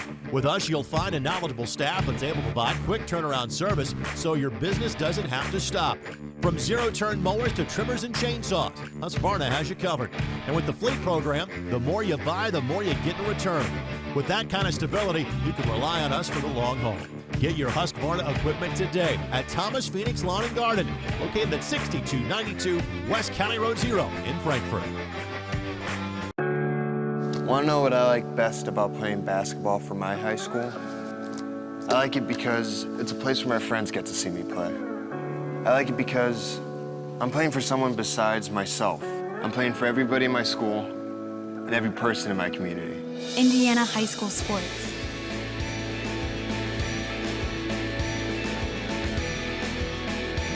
They're more than just a game. Come and see me play. Worried your family isn't protected at home? Have no fear. Endeavor is here with eShield Security Solutions. With Endeavor eShield Security Solutions, peace of mind comes from knowing your family and your business are safe. We also provide internet, television, wireless, and telephone services with outstanding local support. Give us a call or visit WeEndeavor.com to see if you're in our service area. Endeavor Communications. Technology for real people. And just like that, it is a one-run lead for Texas.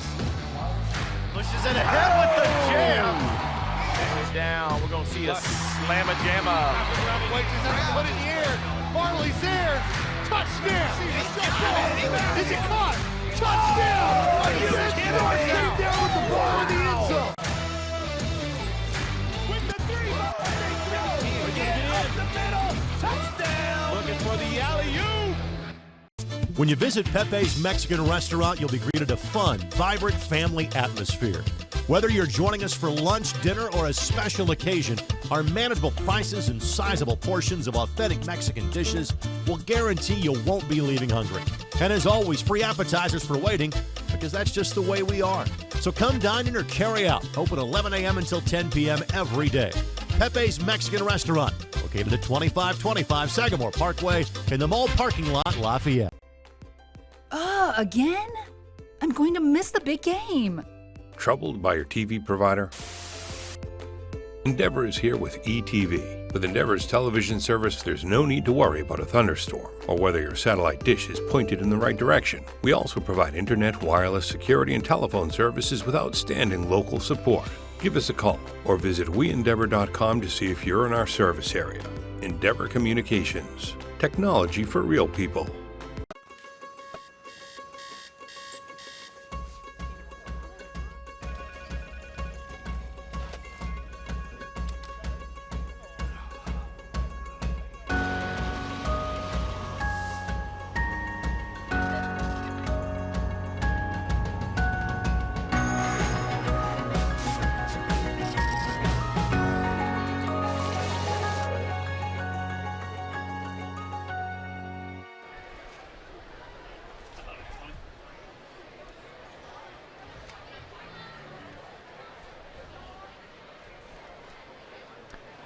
Halftime at Danville High School. The host Warriors being shut out. Western Boone has a 6-0 lead in the Sagamore Conference Clash. It is senior night, recognizing the Danville High School seniors. Senior nights all over the state of Indiana tonight. It is the second to last week of the high school football season. Regular season finales next week, and then the state tournament gets underway. Let's take a look back at the highlights. We expected maybe to see multiple first half touchdowns, just one. Defense really the name of the game, and early on its quarterback Toby Highland had just 2 interceptions all season, but he's picked off early on by number 8 Jack Gillum. So Western Boone's defense doing the job in the first quarter. Later, Western Boone, a little trickeration. They've been setting this play up with a number of running plays. The reverse pass, but the pitch is fumbled. And then somehow Spencer Wright, trying to make something happen, then commits a fumble. So Danville has the ball right about midfield. The Warriors looking good to perhaps get on the board. But Danville unable to score on that play. And then late in the second quarter, it's Western Boone knocking on the door. Quarterback Spencer Wright going towards the corner, towards Logan Benson, one of his favorite targets, but pass interference is called, so it sets up 1st and goal for the Stars. And then 3rd down and goal from the 1. Great execution on this play as number 35, Ryan Solomon, finds the end zone, gets a great block from Luke Kernodle, and Western Boone takes a 6-0 lead, pleasing those fans on the visiting sidelines. However, not a perfect touchdown drive because the extra point is blocked by number 84 for Danville. That's Ben Stevens, a prolific receiver, but he does the job on special teams. And then one final play just before halftime, Danville, with 6 seconds to play when this one is snapped, Toby Highland buys just enough time, fires it towards the end zone, towards Stevens, and he gets a hand on it. Might have even bounced off his helmet or shoulder pads. Could have been a momentum turner for Danville. In the end, it is Western Boone holding on to that 6-0 halftime lead. You're seeing the band perform at Danville High School. A lot to talk about in terms of high school football. The state tournament draw this past weekend. I'll discuss the pairings and the bracket for tonight's 2 teams and other high-profile sectionals around the state after this short timeout. You're watching the ISC Sports Network.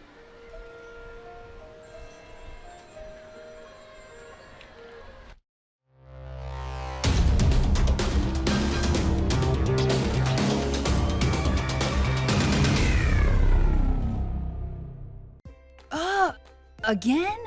Tortured by technology? Have no fear. Endeavor is here with Speed Geeks.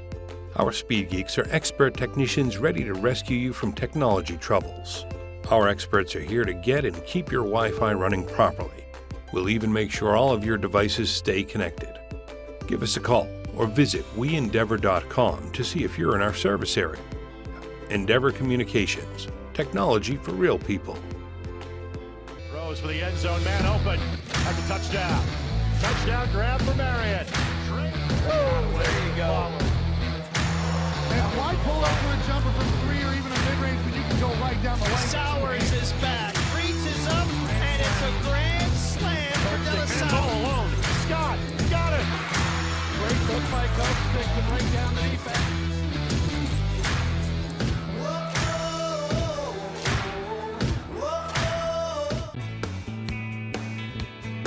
We love to see you here at the Farmers Bank. However, we know there are times you need to bank on your schedule, wherever you may be. With the Farmers Bank mobile banking app, you can check balances, transfer funds, pay bills, and now you can also securely deposit checks with your smartphone by simply taking a picture of the check.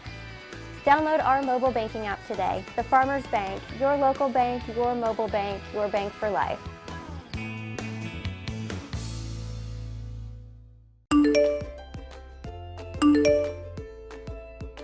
Not getting their messages? Have no fear. Endeavor is here with eWireless. Endeavor Communications combines the nation's largest 4G LTE network with friendly hometown service, so you'll always be connected to your kids. We also provide internet, television, security, and telephone services with outstanding local support.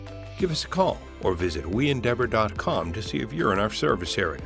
Endeavor Communications, technology for real people. Wouldn't it be sweet to happily live a life that's filled with glee and sing about how joyful it can be? I'd like to hear that. Live life to its fullest every day with the highest level of primary care from Indiana University Health. When you have your health, you have everything. Indiana University Health. Schedule same-day primary care appointments at 1-888-IU-HEALTH. I don't think of this as a high school weight room. It's more like a high school classroom. I'm learning how to manage my time here. I'm learning that it's important to have goals and that it takes persistence and commitment to reach them. And I'm learning that the best way to lead is by example. Indiana High School Sports. They're more than just a game. Come and see me play. Power. We all want it. We all need it. It not only lights our homes, but it drives our businesses. It strengthens our communities. It empowers us to make our own decisions.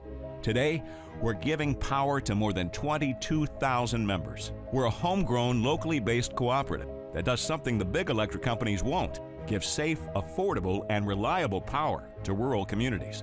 We're Tipmont REMC, and our members have the power. Hats off to the Danville Band performing at halftime tonight on Senior Night. You're watching the ISC Sports Network, MTC Sports, and tomorrow on the ISC Sports Network it is St. Ambrose, the Fighting Bees, taking on the 13th ranked Marion Knights. NAIA football on the ISC Sports Network. Always busy weekends in the fall. High school football, college football, and then of course all eyes will be on downtown Indianapolis on Sunday, where the Peyton Manning will go into the Ring of Honor. The statue unveiled on Saturday afternoon as well.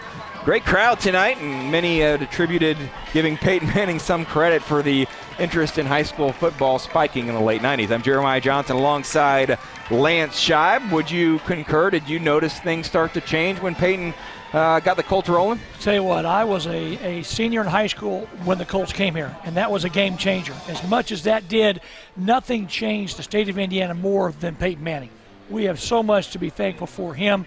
You know, when they say that this player or that player is once in a lifetime, we certainly had that in Peyton Manning. We've had great players, but Peyton Manning changed the face of the Colts. He changed Indianapolis in general. He's the reason, I believe, single-handedly why we have Lucas Oil and the new stadium And again, hats off to, he cannot get enough credit, enough accolades. And he, again, the hardest man working from a quarterback standpoint, does a great job on and off the field. Very, very happy for all those associated with Peyton Manning. One sign of the impact he made, you look at that Western Boone roster, you see a number 18, young man named Peyton Young. I did not verify that he wears number 18 or that he was even named after Peyton Manning, but I have a pretty good idea there are a number of Peytons in high school football right now. We're looking forward to the 45th annual IHSAA Football State Tournament. It begins October 20th, and the draw was officially announced via the IHSA Champions Radio Network and also through IHSATV.org on Sunday afternoon.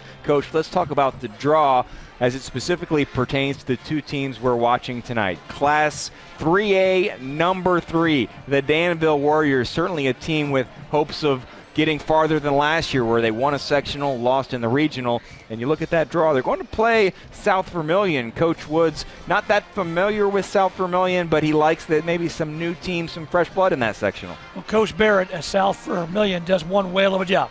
He has been many places. I know that South Vermilion may not be as talented as Danville, but they will be well coached.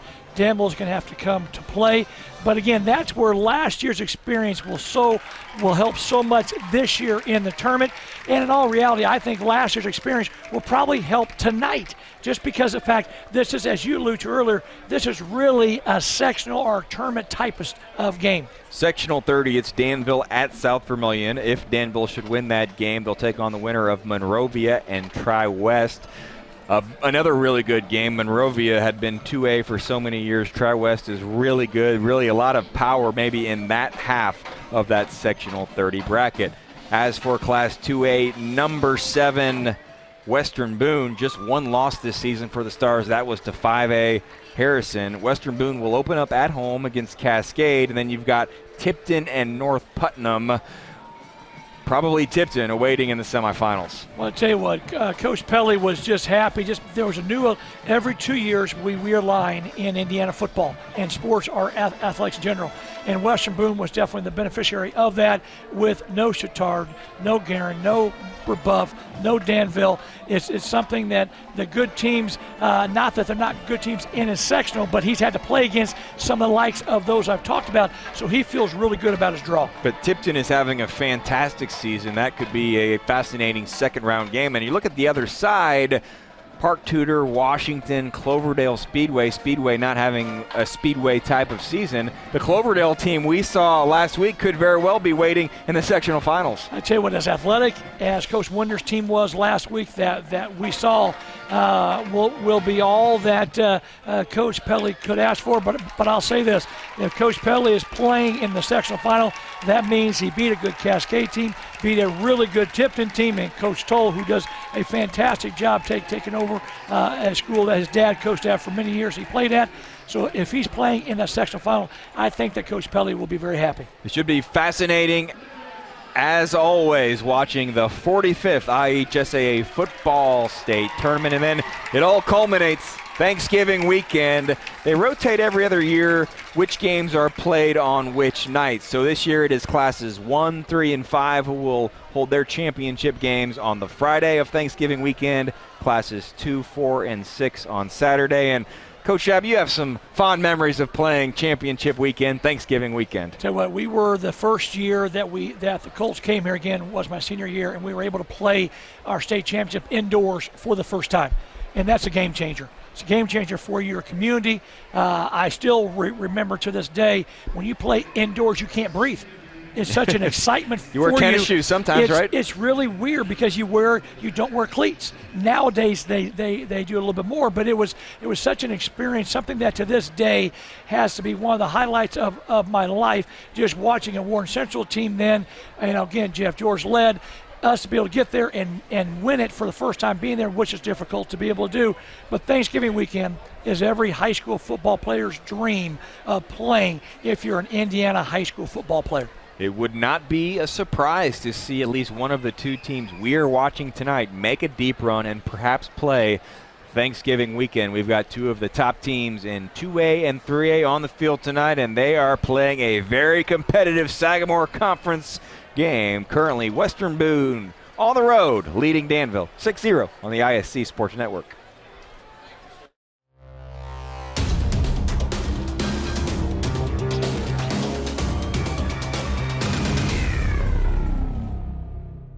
Irritated by your internet provider? Have no fear. Endeavor is here with eForce high-speed internet. Download speed? No problem. Download an HD movie in seconds with our remarkable gigabit speed. Endeavor not only provides the latest fiber optic technology, we're also here to help you use it. We also provide television, wireless, security, and telephone services with outstanding local support. Give us a call or visit weendeavor.com to see if you're in our service area. Endeavor Communications. Technology for real people. Daily since 1969, Haley's Lock, Safe, and Key has provided expertise and solutions when dealing with residential or commercial security needs. Whether you're looking for a safe, seeking access solutions, or in need of automotive keys, nobody can serve you better than Haley's. One-on-one service and simply the best solutions. We've been providing it daily for more than 40 years. Haley's Lock, Safe, and Keys. Call, visit, or find us online. 2 locations, Crawfordsville and Lafayette.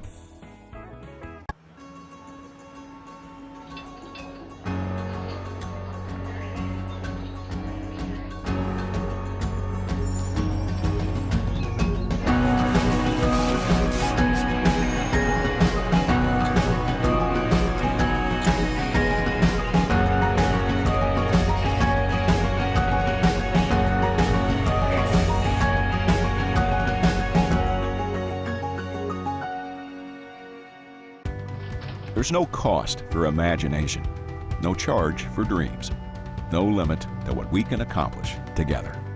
It takes grit, determination, but mostly it takes you. They are your ideas, your visions. We're here to help. Early mornings, late nights, heavy loads. We are real people turning extraordinary dreams into reality. Sunbelt Rentals. Your ideas, our equipment. Food, shelter, fast Wi-Fi. It's all we really need. Good thing Endeavor has the fast, reliable internet it takes to power all the Wi-Fi hungry gadgets in your home. All at once. With speeds up to 10 gig, get smooth HD streaming video, gaming, music, and surfing, all with no waiting, no buffering, no kidding. Call or click weendeavor.com and upgrade to Indiana's fastest internet today.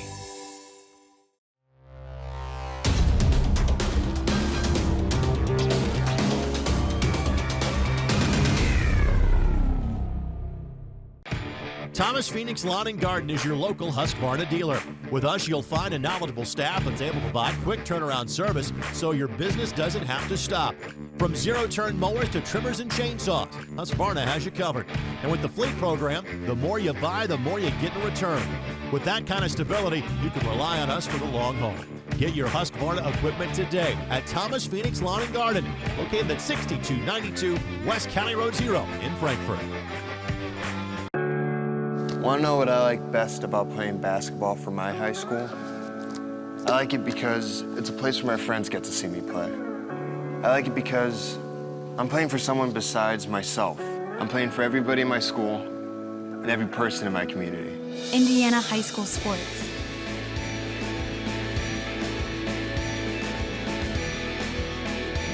They're more than just a game. Come and see me play. Worried your family isn't protected at home? Have no fear. Endeavor is here with eShield Security Solutions. With Endeavor eShield Security Solutions, peace of mind comes from knowing your family and your business are safe. We also provide internet, television, wireless, and telephone services with outstanding local support. Give us a call or visit weendeavor.com to see if you're in our service area. Endeavor Communications. Technology for real people.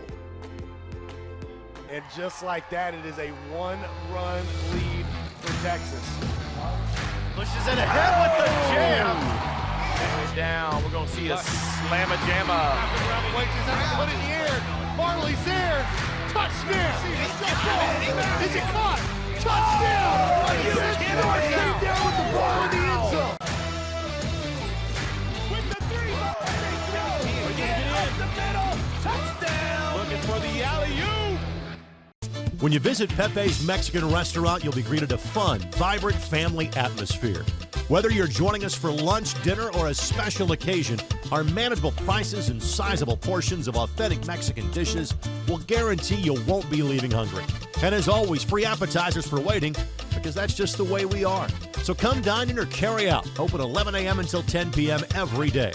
Pepe's Mexican Restaurant, located at 2525 Sagamore Parkway in the mall parking lot, Lafayette. Almost time to get things started in the third quarter. Sagamore Conference action. Danville and Western Boone, the visiting Stars, lead 6-0 as the senior band members for Danville honored a short time ago. Coach Scheib, both coaches during that extended halftime likely had some adjustments to make. I'll tell you, the first thing that both coaches want to do is get their players to calm down and quit beating themselves. There's been enough penalties on both sides of the ball that both of these coaches now have got to get them just to relax a little bit, go back to what they thought was going to be there. The biggest thing right now, if you're Danville, you've got to try to find a way to get your quarterback a little bit more comfortable, get the ball to your playmakers, because in the first half that didn't happen. If you're Western Boone, keep doing what you're doing on defense. You want to make Danville run the football. You also, again, want to keep running the football yourself, because right now I really feel like that Western Boone's been the more physical team in the first half. Danville had the ball to start this game, so it will be Western Boone receiving to start the third quarter, trying to build on that 6-0 lead. Toby Highland, the quarterback, also the kickoff specialist for Danville, so number 12 will tee it up. And once again, a spectacular night, but looks like there was a penalty on Danville, 15 yards, delay of game at halftime. So we always have extended halftimes on senior nights, homecoming nights, but they extended it, I guess, just too far. So they're going to kick off from the 25. And that happens, and I don't think it was Danville High School. I think it was, or the football team, it was the high school there. I think the high school is the one that got the band or the announcements are the ones that have the penalty. So we're being told it's unsportsmanlike conduct on Danville. Not sure when the conduct was noticed or flagged, but regardless, it's a unfortunate situation for Danville. We'll have to kick off from the 25, so Western Boone will have pretty good field position despite not really having much distance on the return. They'll have it at about the 35, 36-yard line. Anxious to see if Western Boone will be patient again and just run the football and be physical.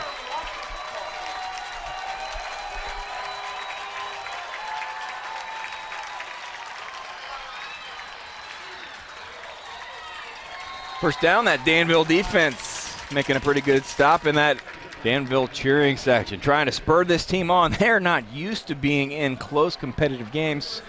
Through 7 weeks, most of the time Danville's had their starters helmets off on the sidelines in the fourth quarter. That will not be happening tonight. Well, Jeremiah, you made the best point of all early on. The atmosphere was tournament-like. I think this is a tournament-like game, which, again, both coaches could not have drawn up a better scenario for Week 8. Out of the shotgun is number 7, Spencer Wright, looking to pass. Forced out of the pocket, breaking a couple of tackles, eventually brought down by number 18 for the Danville Warriors, Mark Broderick. Great play by Broderick. What I really like, though, is how patient Spencer Wright was in the pocket. He didn't panic. He's moving forward. He didn't run backwards. Great job by Broderick bringing him down. Broke a couple of tackles, but unable to break the tackle from Broderick. He's a safety, 5'10", 170, a junior. And now third down and 8 from the 38. Where more pressure, brought down once again. Maybe he did not go down. Looking every bit like a Cam Newton on that play. Forced out of bounds, incomplete. So might like to see a replay of Spencer Wright. I thought sure he was brought down, but maybe no knee down. Then eventually gets away and throws it away. Nice job again by Danville of creating some adversity here. I don't think he went down, Jeremiah. I mean, I tell you what, great play, and then heads up about getting the ball out of your hands and getting the ball downfield. That's the best incomplete pass you'll ever see, is The punting unit comes onto the field, but an impressive play by that sophomore Spencer Wright. You'll be hearing a lot from Spencer Wright over the next couple of years, just a sophomore. So the punt is safely away by Western Boone's Peyton Young, but it is not a good kick. Does not even get to the first down marker. Net yardage exchange looks like 4 yards from the line of scrimmage of the kick, and where Danville will take over. And the crowd on the Danville side comes to its feet, trying to get on the scoreboard here, taking over at the 43. I tell you what, Western Boone does a rugby-style punt. Great pressure, which really Danville didn't get there, but they were in the area, kind of like a quarterback, not necessarily having to hit him every time, but they know that you're there. Great job, great coaching by Danville special teams. Toby Highland on the field, handing off to number 6, Charles Schubert. He provided a nice spark late in that second quarter as Danville was trying to get down the field and perhaps to get into the end zone. He starts in the backfield alongside Highland in the first drive of the third quarter. I'll tell you what, it looks like right now that Western Boone is saying outside the 30-yard line, 35-yard line, you can keep running the football. They're playing a light box. As they get closer to the 20-yard line, Western Boone gets a little stiffer with their men. Handoff again. Schubert again picks up some yardage. That line doing a really good job for Danville. Picks up about 4. I came into this game thinking I would be looking at the top of my chart at all the wide receivers and the passing game for Danville, but it's Schubert and Skinner. Really, the biggest yardage plays have been courtesy of those running backs. I tell you what, credit Danville's offensive line. They're doing a nice job here, and both running backs, Schubert and Skinner, really athletic, fast, make great cuts, run with a great lean. And the nice thing, the experience of Casey Woods here, he's not panicking, he's not forcing the throw. He is trying to make sure and allow his offense to take what Western Boone is giving him. All right, a little confusion there. Sideline warning on Western Boone. That is their second. So they mark it off, and it will be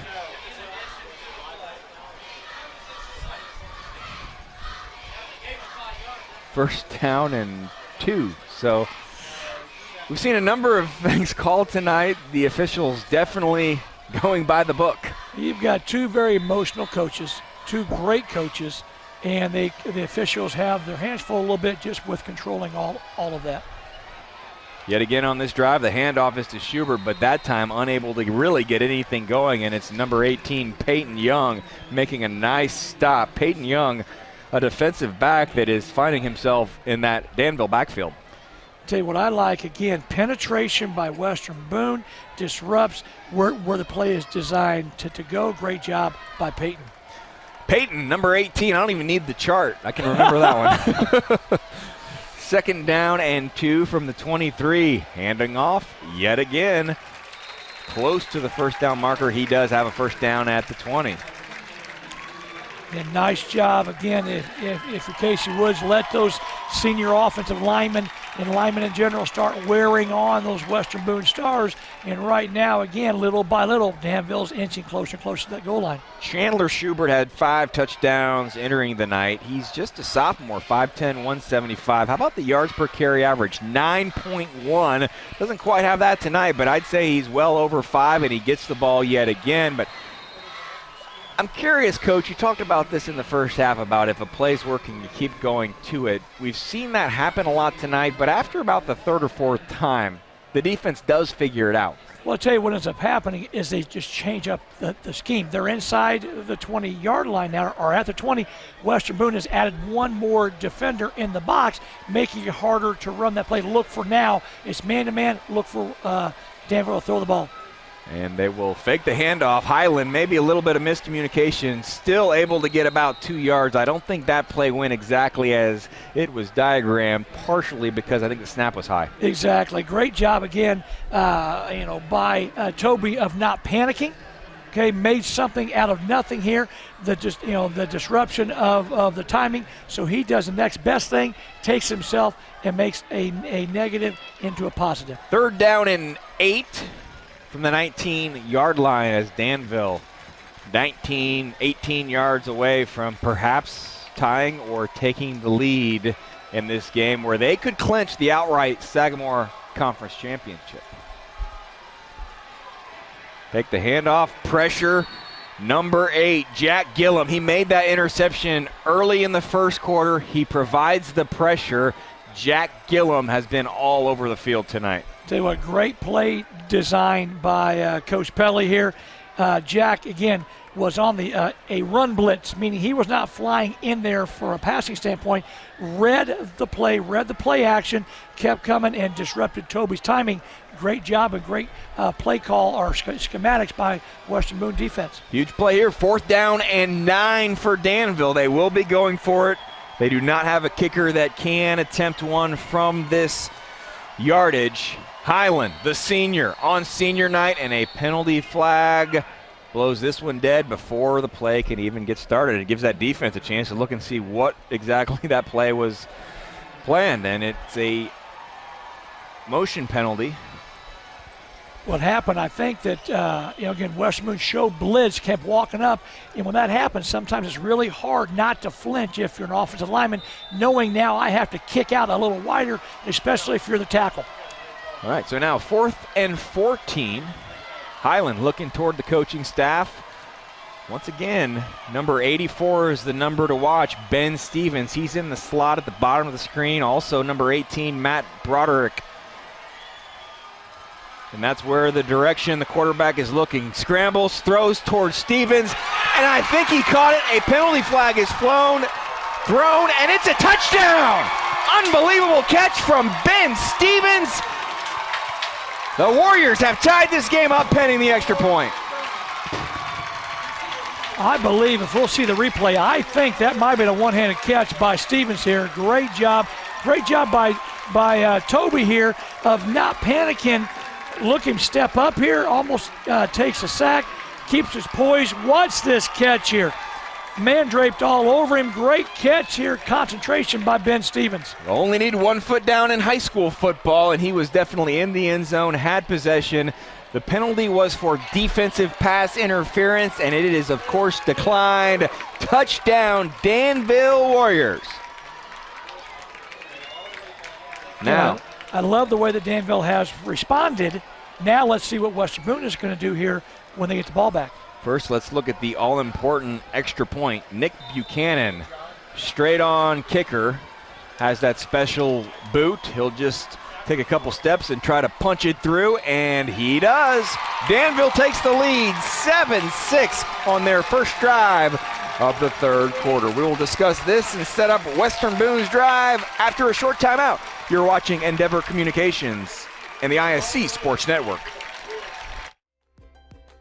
Again? I'm going to miss the big game. Troubled by your TV provider? Endeavor is here with eTV. With Endeavor's television service, there's no need to worry about a thunderstorm or whether your satellite dish is pointed in the right direction. We also provide internet, wireless, security, and telephone services with outstanding local support. Give us a call or visit weendeavor.com to see if you're in our service area. Endeavor Communications. Technology for real people. Danville takes a 7-6 lead after a nice drive, run, and then they score via the pass. And here it is. It's quarterback Toby Highland looking, forced to scramble just a little bit, but there was no doubt who he was looking for this entire time. It was number 84, Ben Stevens, the 7th leading receiver in the state. You can't fault the coverage from Ryan Solomon, although he was given a defensive pass interference penalty. It's pretty good when you can complete a touchdown pass while being interfered with. And now, can you take that penalty on the kickoff? Yes. It's not declined. No, and so now the interesting thing is, do you pooch it? What do? You got the win. The ball's going to go into the end zone. Maybe you try an onside kick. Exactly. Do something crazy here, because the worst case scenario is you might get, you're giving Western Boone the ball against the wind on about the 30. Am I crazy on a play that's a touchdown? It's not declined. It's accepted on. If there was an unsportsmanlike conduct, you'd see that. But is that right? I am not. That's a great call here. There must have been something after the play here, which would not be surprising. No, you can't have both on the extra point or on the touchdown. Regardless, it is a touchback, so Western Boone will start at the 20-yard line. Western Boone down just one. They have that one loss on the season back in week 2 to Harrison.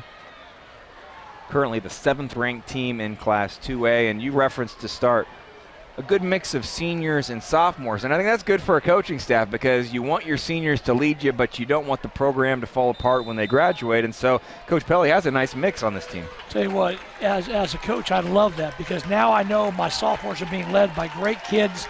My seniors are doing it the right way, and it pays dividends. Hand off to number 32, Garrett Miller, 225-pound senior, and he is stopped right at the line of scrimmage. You can just kind of feel Danville's getting some confidence. They weren't used to going to the locker room trailing at halftime. They did not like that feeling. Well, I tell you what, right now, if you're Coach Pelly, you've got to have what you think is your bread and butter, your best play here in the next 2 plays. You cannot give the ball back to Danville.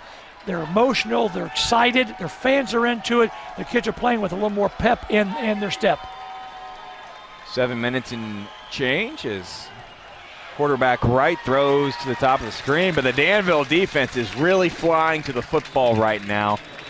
We've seen some big school matchups this season, some small school matchups. This is kind of a mix where you've got a few guys, maybe 4 or 5 on each team playing both ways, but not where every player is playing both ways. No, and as you get up in classes, you see less and less of that. But again, you still have your best players on both sides of the ball. And so it's just interesting to see how the second half will go.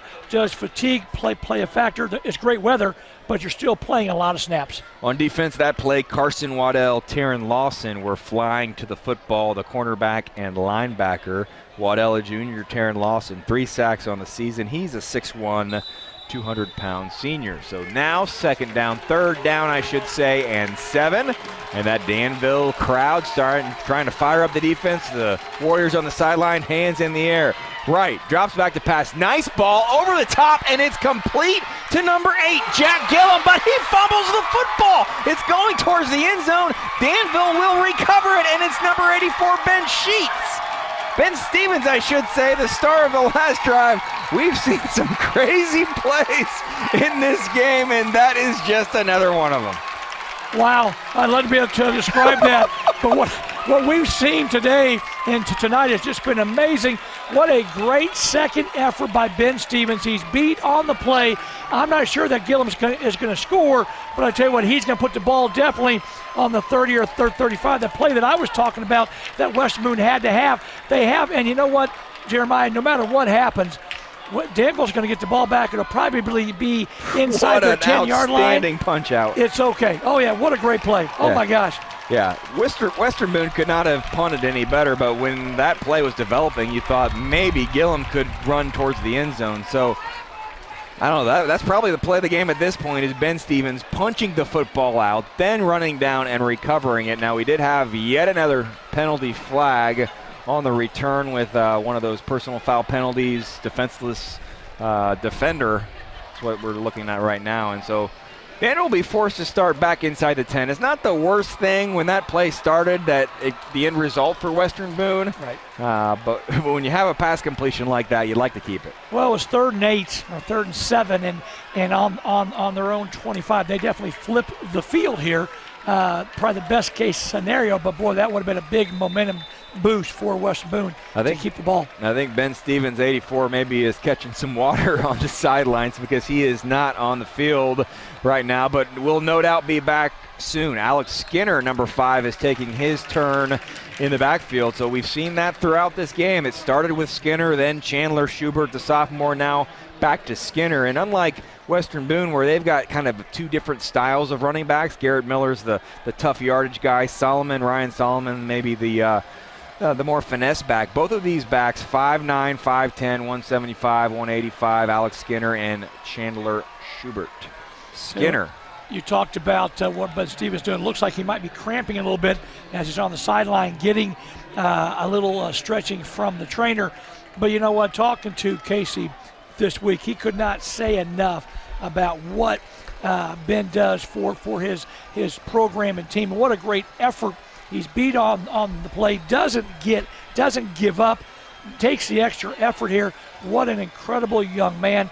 I see now why Casey Woods is so excited about him. 3rd and 6. If there is a first down, it looks like he is ready to go back on the field. Handoff Skinner, close to a first down. He does have a first down. So Danville gets out of that poor field position. That's a key first down. If they were forced to punt from there, Western Boone's going to take over in Danville territory likely now. They keep the clock moving. They keep moving down the field, and they get number 84, Ben Stevens, back on the field. I love Skinner here. Follows his big boy blockers here. Nice little counter tray action. We're pulling both linemen and just got enough for the first down. Throwing it up deep, and Stevens calls his number. He had a step. No sign of cramps there. No, he's good. He's good. We'll see how he recovers now. I know how you and I would right now, but I know how he is here. Think about the running he's done, because after he caught that touchdown pass, he sprinted back to midfield in celebration. Then on defense, he sprinted about 50 yards to punch the football out, then recovered it, then ran a little bit more, and then after getting a little bit of a stretch, runs back on the field, immediately a fly pattern 50 yards the other way. Hopefully he's got his Fitbit on right now. Oh, my gosh. He can borrow mine. I can sure use the steps. But I tell you what, I like the play call by Casey Woods. He's trying to go for the juggler. He's got the wind to his back, which I think will play a pivotal role as we go on. 2nd and 10, and it's Skinner, Alex Skinner. I've just been really surprised talking with Coach Woods. I said, are you a 50-50? Do you like to mix the run and the pass? And he admitted, we're pass first.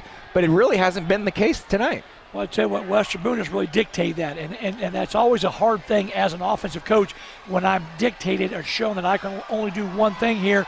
But Casey Wood has shown maturity in doing exactly what the defense has given him.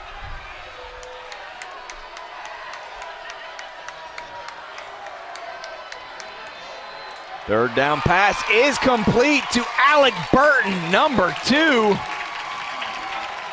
The Division I bound tight end, committed to Ohio University. That's a key first down as well.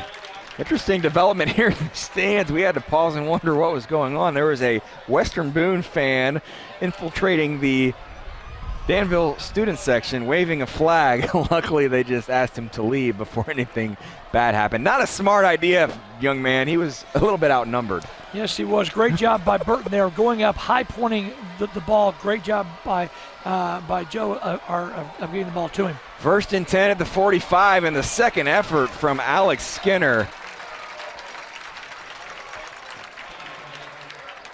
53, Dalton Humphreys getting through, making that first contact, but he was unable to bring Skinner down. Skinner breaks out of that tackle, but eventually it's Devin Weekly, the number 2 tackler on the Western Boone Stars. He has 64 on the season. He'll make the stop. Pickup of about 2 or 3 as Danville creeps closer to midfield. No matter what happens on this drive, I think it's a win for Danville because they got out of that poor field position. Now they're into Western Boone territory as Skinner picks up a first down. I tell you what, actually, that's Schubert. Been incredibly impressed with the Danville offensive line here right now. They are pushing Western Boone around, and that's something I'll look for Western Boone here to try to make an adjustment. Pulling both guards here. Great job by Schubert of being patient and getting north and south quickly. Number 71, Nick Buchanan, if he's making a college recruiting tape, he can use that one right there because he was lead blocking. He's 6'4", 260. He might be playing college football as well. Going the other direction, it's Schubert, but he is quickly brought down in the backfield by Garrett Miller. I think I'd keep running behind number 71. I would go wherever he is at, and I really, again, the nice thing is Buchanan has really been active on both sides of the football, been very active in general of running and creating lanes for either Skinner or Schubert. Buchanan also the difference in this game. He booted that extra point through for Danville, and it's 7-6. So you don't see someone wearing number 71 be star of the game potential, but he's on a short list right now as Danville has a 7-6 lead. 2nd down and 12 from the 41. Quick pass to Ben Stevens. He catches it, tries to get close to that first down marker, will go out of bounds. So with just 2 minutes or so left in the third quarter, this is an important 2 minutes because of the wind that is picked up. Danville has the wind at their back. It no doubt helped on that touchdown pass on 4th down to Ben Stevens. Western Boone will have the wind at their back in the fourth quarter. It definitely is going to play a role. It definitely is going to be a situation that, if you're Danville, boy, you'd like to punch another one in with the wind and then just play keep away in the fourth quarter. Play clock down to 5 as Highland looks towards his bench, moves Chandler Schubert to the other side, drops back to pass, has all kinds of time towards the end zone. Solid coverage defensively for Western Boone. That pass was intended for number 11, Zach Lucan. And Zach Lucan is listed as 88 as well, so trying to figure out who that was definitely a challenge. Nice job again by Toby Highland. Puts the ball out there, gives his receiver a chance. Would have been a heck of a catch by Zach, but again, all you want is a chance. Now, Jeremiah, big-time fourth down play. Yeah, 4th and 5, and you really, with that wind at your back, it is a significant effect on this game right now. So this is an important play, and the snap goes over the head of Highland, tries to pick it up with the wind. Can he just throw it up and see if something can happen? He does, and it's incomplete. What a play by Highland, almost got that would have been a first down. That would have been first down. That would have been something else. We are seeing some great individual plays here by some really good athletic young men from both teams. So the wind going the other direction did not cause that snap to go over Highland's hands. He picks it up and then tries to make on. If it wasn't fourth down, you might say just fall on it, but he really wanted to try to give his receiver a chance to make the play, and it was very close to a first down. Now with 1:51 on the clock, Western Boone will take over, and you can feel that wind coming into the press box. So no doubt that will be a small factor, or maybe a big factor here in the fourth quarter of this one. Western Boone trailing by 1. They'll swing it out to number 15, Luke Kernodle. Kernodle still rumbling. He gets towards midfield. That's a 13-yard gain on first down for the Stars. More importantly, the clock is going to keep running here. They're at midfield. I tell you what, love bubble screens. They're great on jump starting. You're on the edge now. You're almost like running a toss sweep here. You got blockers out there. Great job by Luke here. Kept his balance. Great play. Spencer Wright brought down in the back. He did not go down. That's the second time. He was very nearly sacked, and this time he picks up 4 yards. Unbelievable effort from Spencer Wright for the second time this half. Jeremiah, I'm speechless. I mean, I'd love to sit there and say because I'm calling him down, but I think the rest of the defenders thought he had to have been down as well and were shocked that he did not get brought down. That's just like you draw it up. What are you talking about? So we've got 2nd down and 4. Quick pass up to Luke Kernodle, and Kernodle has shown a really good ability to pick up yards after the catch. That time, though, only gets 2. So it's 3rd and 5. We've got 55 seconds left to play here in the third quarter. A little bit of a bounce in the step of the Stars on this drive. And there should be. They had a great play last drive that ended up in a kind of a wacky fumble, but they're moving the ball. 3 receivers at the bottom. He will roll right. Logan Benson was deep, but he finds number 15, Kernodle. Kernodle is kind of like his safety valve a lot of times in this drive. I love what Luke is doing here, but I love more than anything else how Spencer is keeping his poise, moving the pocket a little bit here, but makes plays under duress. If he'll do that as a sophomore, my gosh, is his future bright. Kernodle, a senior, 19 receptions, 255 entering play, and they'll go back to Kernodle. If he had 19 receptions entering this game, I'm saying he probably has 8 or 9 in this game alone. I'm thinking it feels like 19 already here. Great job of just running right through the blocker here. No place for Kernodle to go here. Wow. Taron Lawson.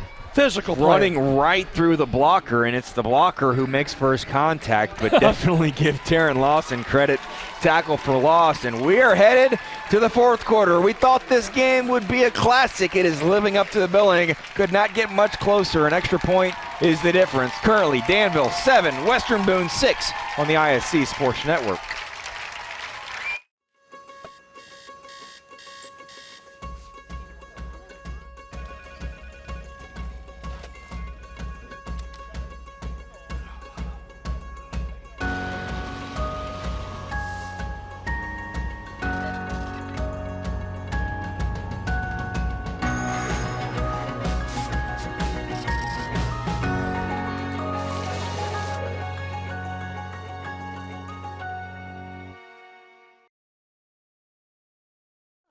Again? Tortured by technology? Have no fear. Endeavor is here with Speed Geeks. Our Speed Geeks are expert technicians ready to rescue you from technology troubles. Our experts are here to get and keep your Wi-Fi running properly. We'll even make sure all of your devices stay connected. Give us a call or visit weendeavor.com to see if you're in our service area. Endeavor Communications, technology for real people.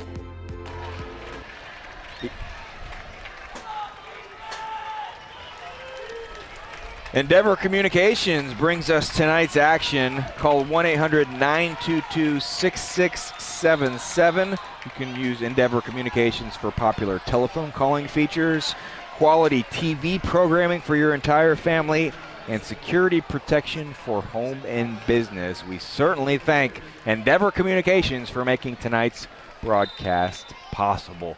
Nobody headed to the exits early tonight.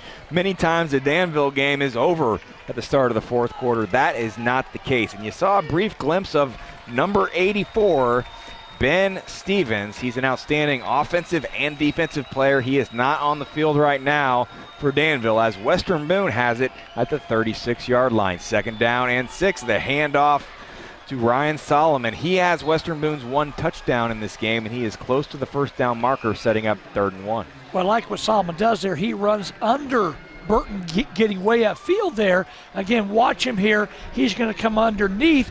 Now he takes Burton's athleticism out of the play a little bit here, makes some positive yards, makes a 3rd down and short. Casey Foster, Trevin Popplewell providing the blocking on that play. And that is an offsides defense. So on 3rd and 2, it's a first down for Western Boone as the Stars trying to answer that third quarter touchdown from Danville. Well, what'll be interesting, you got the wind to your back. How do you like your kicker? Because now that wind might add an extra 12 to 14 yards, but the extra point was blocked. So again, it'll be interesting to see what happens. Sophomore Wright dropping back to pass, throwing towards the end zone into double coverage. He was going towards Kernodle. It's interesting to watch this game, and one of the things that stood out to me was the balance in the receiving corps. 6 guys with at least 13 catches.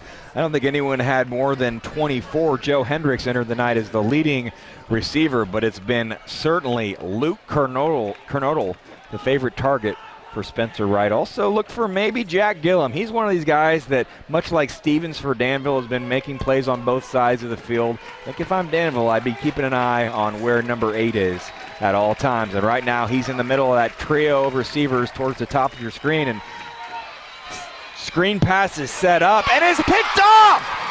Number 37 for Danville, and he's still going at midfield. 45-40, eventually brought down. What a play by Jake Heitkamp.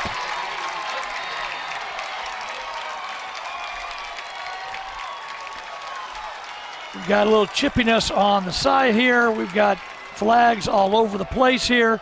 We've got coaches on the field. We're trying to get this thing under control a little bit.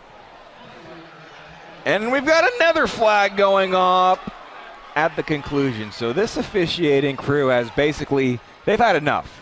We've seen penalties at the very beginning. I think they were trying to get things under control. I'm seeing a lot of emotion, but it's hard for us to tell at this vantage point exactly what is being said or if they are crossing the line. But we'll have to wait and see what all is said. The officials getting out the notebook, which can never be a good thing if you're thinking in terms of possible ejections.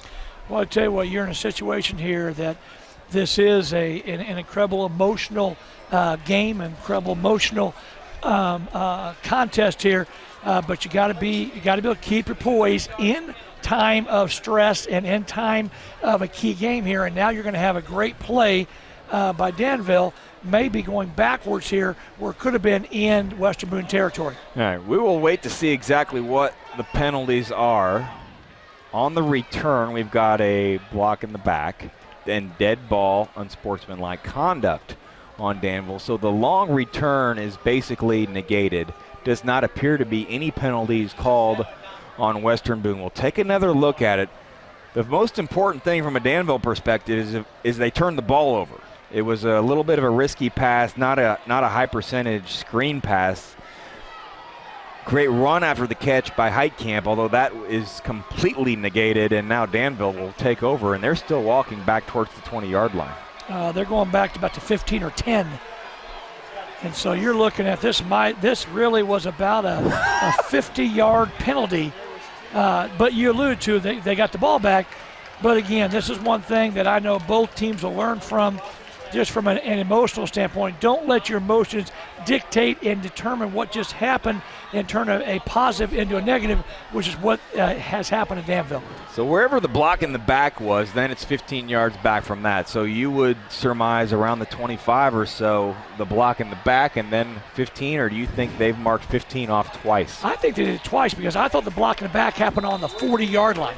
This makes me think it's more too unsportsmanlike on Danville. Well, Danville takes over now, 1st and 10 from the 10. They get the turnover, but they lost all kinds of yardage. 11 minutes to play here in the 4th quarter. Highland going to roll left, going to keep it himself. Danville, the last thing they want in a situation like this is a turnover, so Highland will keep it. The clock will continue to run. 2nd down for goal, Danville. Well, again, I like the idea of getting Toby on the edge here just to be able to get him, the ball moving a little bit, making Western Boone go sideline to sideline. Watch the blockers in front of him here, but give Western Boone all the credit. Boy, their safeties have been active all week. Look how many white shirts around the football here. Nice job by Coach Pelly's defense. Once again, it was Jace Heitkamp, number 37 for Danville, who had that interception, but the penalty flags forcing Danville all the way back to the 10-yard line. 2nd and 10. Hand off to Skinner. Alex Skinner bounces outside. He's got the 1st down.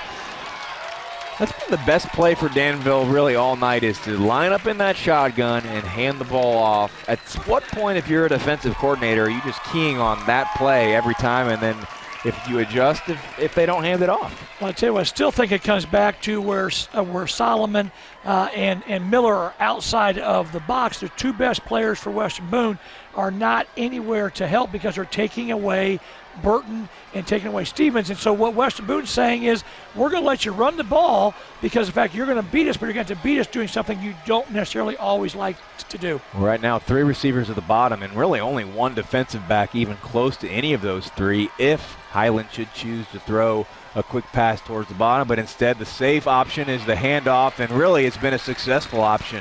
Handing off to Alex Skinner. Skinner and Schubert, a 1-2 punch in the backfield that really has been a reason that Danville's offense has gotten back on track.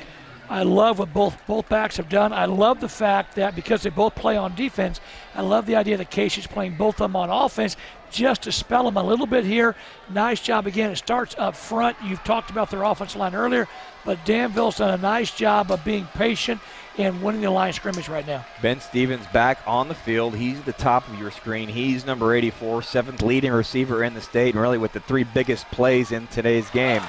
But then Alex Skinner still motoring. He's past midfield. He's going to be brought down at about the 42-yard line. So slowly but surely, Danville is almost back to where that Jace Heitkamp interception ended. Exactly. They have Great all job. the penalty flags yardage back. Exactly. Great job by Skinner here. Great patience. Cuts back. Anytime you can get it in the second level and cut back, you've got a chance for big plays here. Nice job. Nice feet. Great balance. Way to finish off a nice run. Eventually brought down for Western Boone by number 13, Logan Benson. So 9 minutes on the clock, a key turn of events. It's really, I never can even tell in this game who has the momentum because it's moved so quickly back and forth, but never anything that's really sustained momentum. Alex Skinner picks up about 3 or 4 on 1st down. I guess I'll just repeat it, Coach. Don't want to sound like a broken record, but if I'm playing defense right now, I'm just going to basically load up on that handoff out of the shotgun every play because that's what Danville's doing 90% of the time. Well, I'll tell you what I would do. I'd read the guards. The guards are taking you to the play. They're pulling a guard, at least one guard, if not both. But I also know, talking to Coach Pelly, he's got 2 linebackers that are not normally there. Jack Gillen, 8, has done a great job, but he normally is not the starter at linebacker.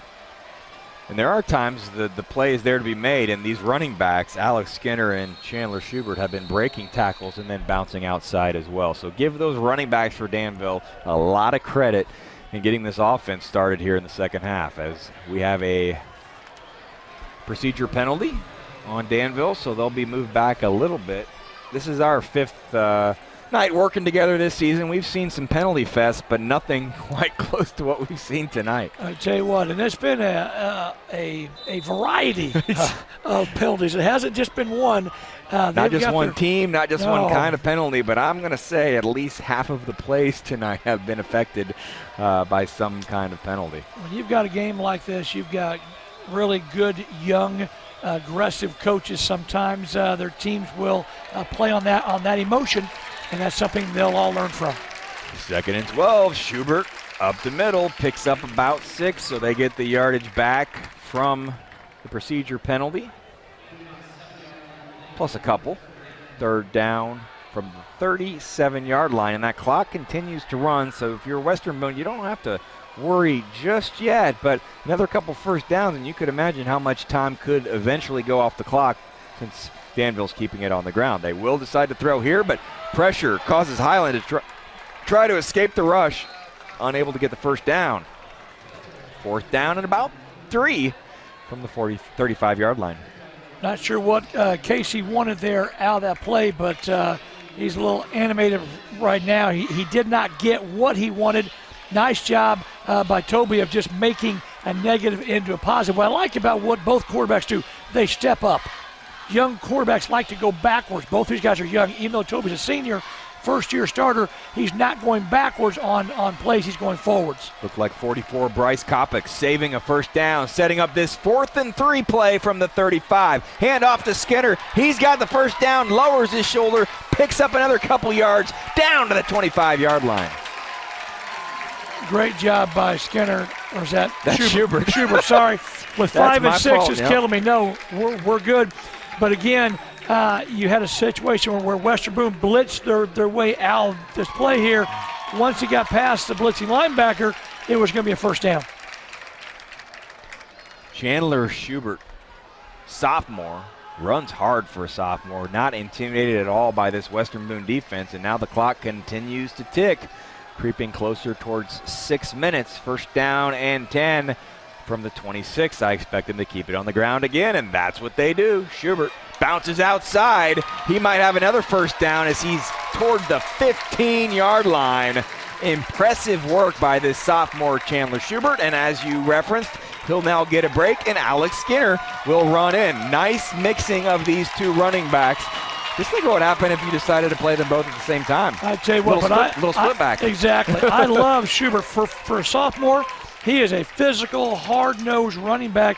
If we would have been told before the game this was going to be a running contest by both teams, I would have looked and thought somebody really had lost it here. But both teams have done a good job of running the football. But right now, Danville is imposing its will up front.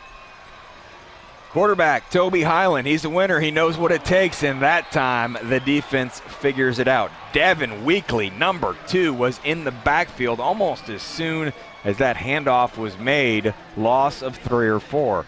Maybe eventually it's kind of what I was saying. You have an idea it's coming, you just sell out for it, and that's what happened on that play. Well, if you guess right, and blitzers are a guess, right, and they guessed right on that one that they were trying to come back up the middle and run a gap, which is right by the center.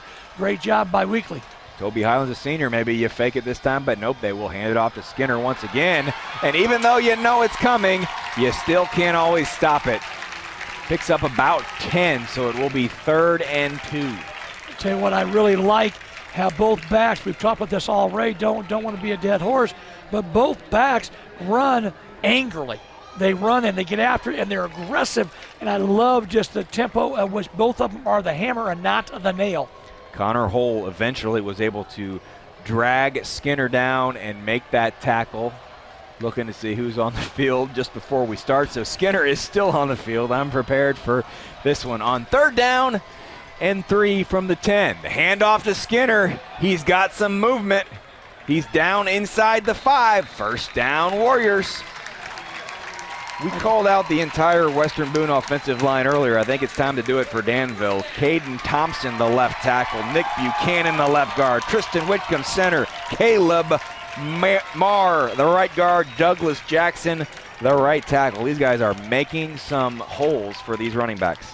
The only way that Danville doesn't score here is if Danville beats themselves by turning the ball over are committing a penalty, because right now the offensive line that you just talked about, especially led by Buchanan, is really, really winning the battle of the line of scrimmage. And when I talked about the clock, there was 7 minutes. Now just 3 minutes, 44 seconds. The handoff to Alex Skinner. He's into the end zone. Touchdown, Danville Warriors.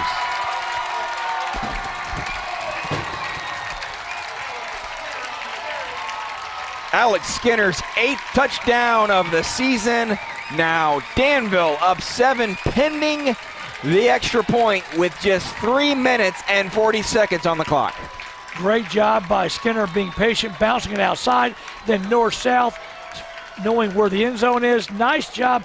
Great play call of the turn of events here, off the turnover by Casey Woods, starting on his own 10 and going 90 yards. Fantastic drive. 90-yard drive. Nick Buchanan in for the extra point kick. It was almost blocked. Penalty flag is flying. Coach Casey Woods is extremely fired up.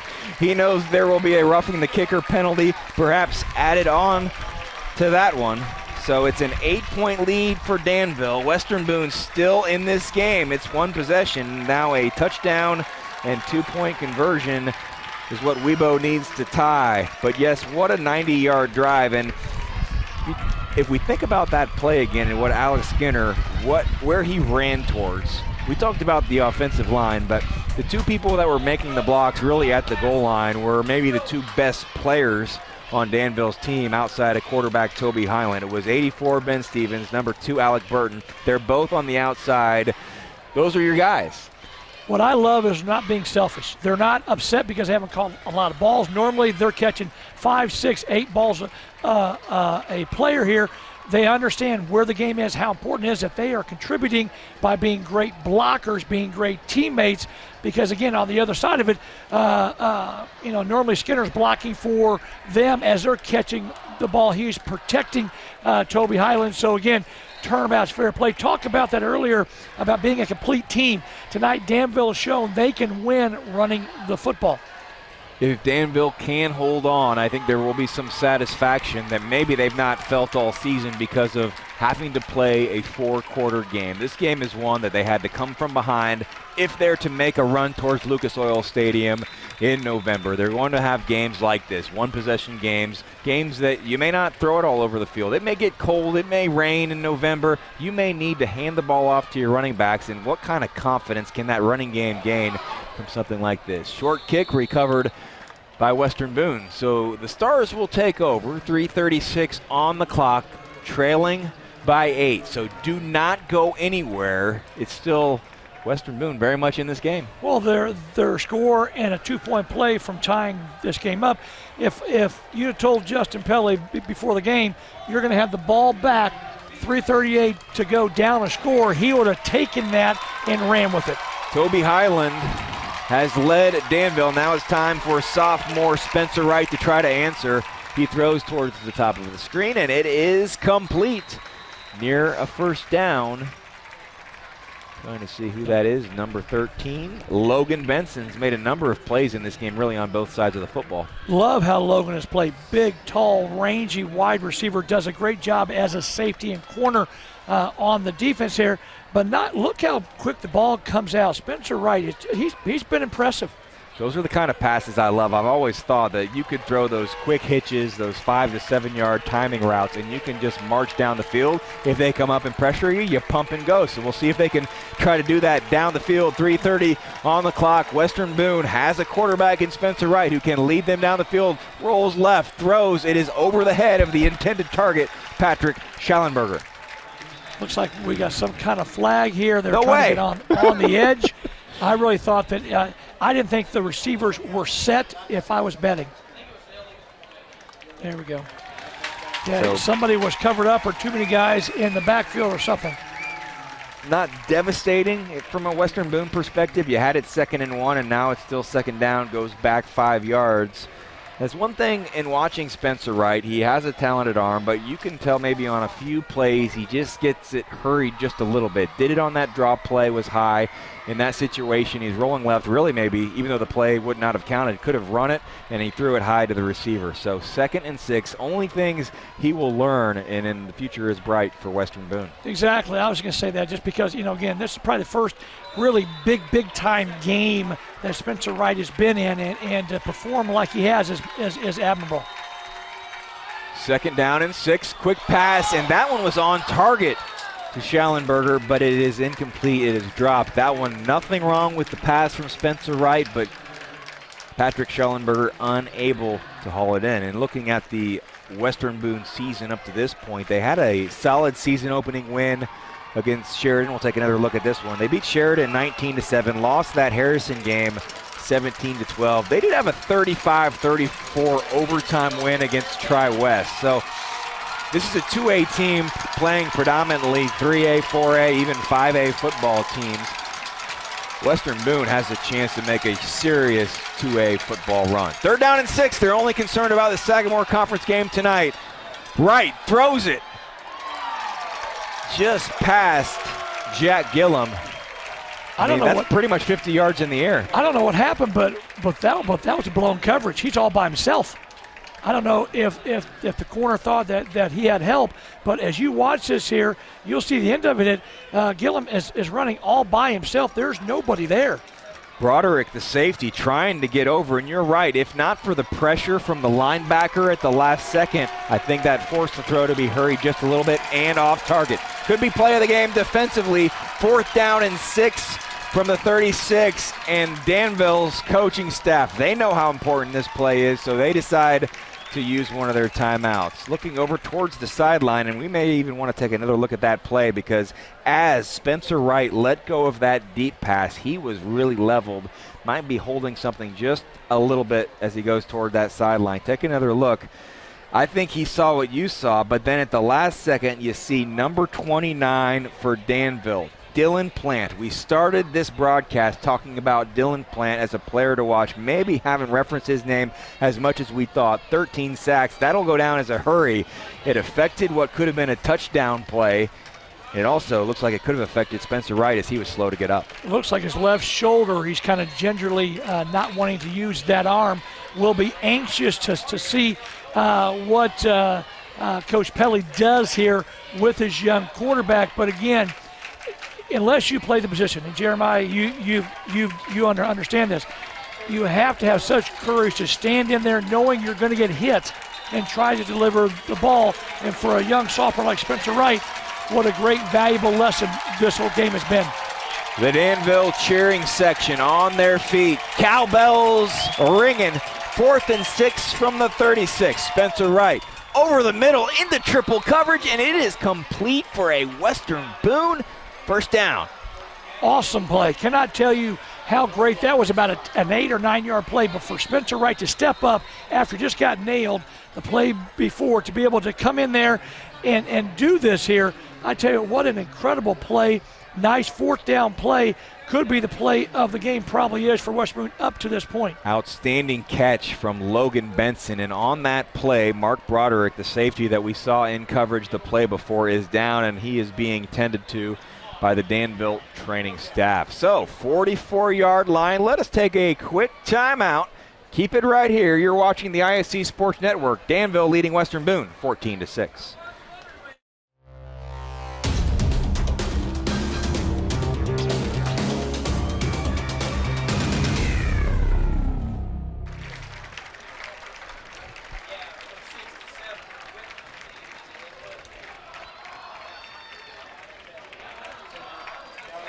Mark Broderick walking towards the sideline. He'll get a break, but good to see him walk off under his own power, and we are back to live action.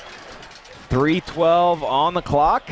1st and 10, Western Boone after converting on a very critical 4th down play. Interesting to look at that scoreboard. Western Boone still has all 3 of their timeouts. No reason to panic. Down 8 points, 1 score, 1 touchdown, 1 2-point conversion. And Logan Benson has a man beat. He might be towards the end zone. Benson brought down at the 1 yard line. Outstanding play by the Western Boone Stars. Wow, what a great throw by Spencer Wright. Then you got Benson there running away, making a great catch on the post route.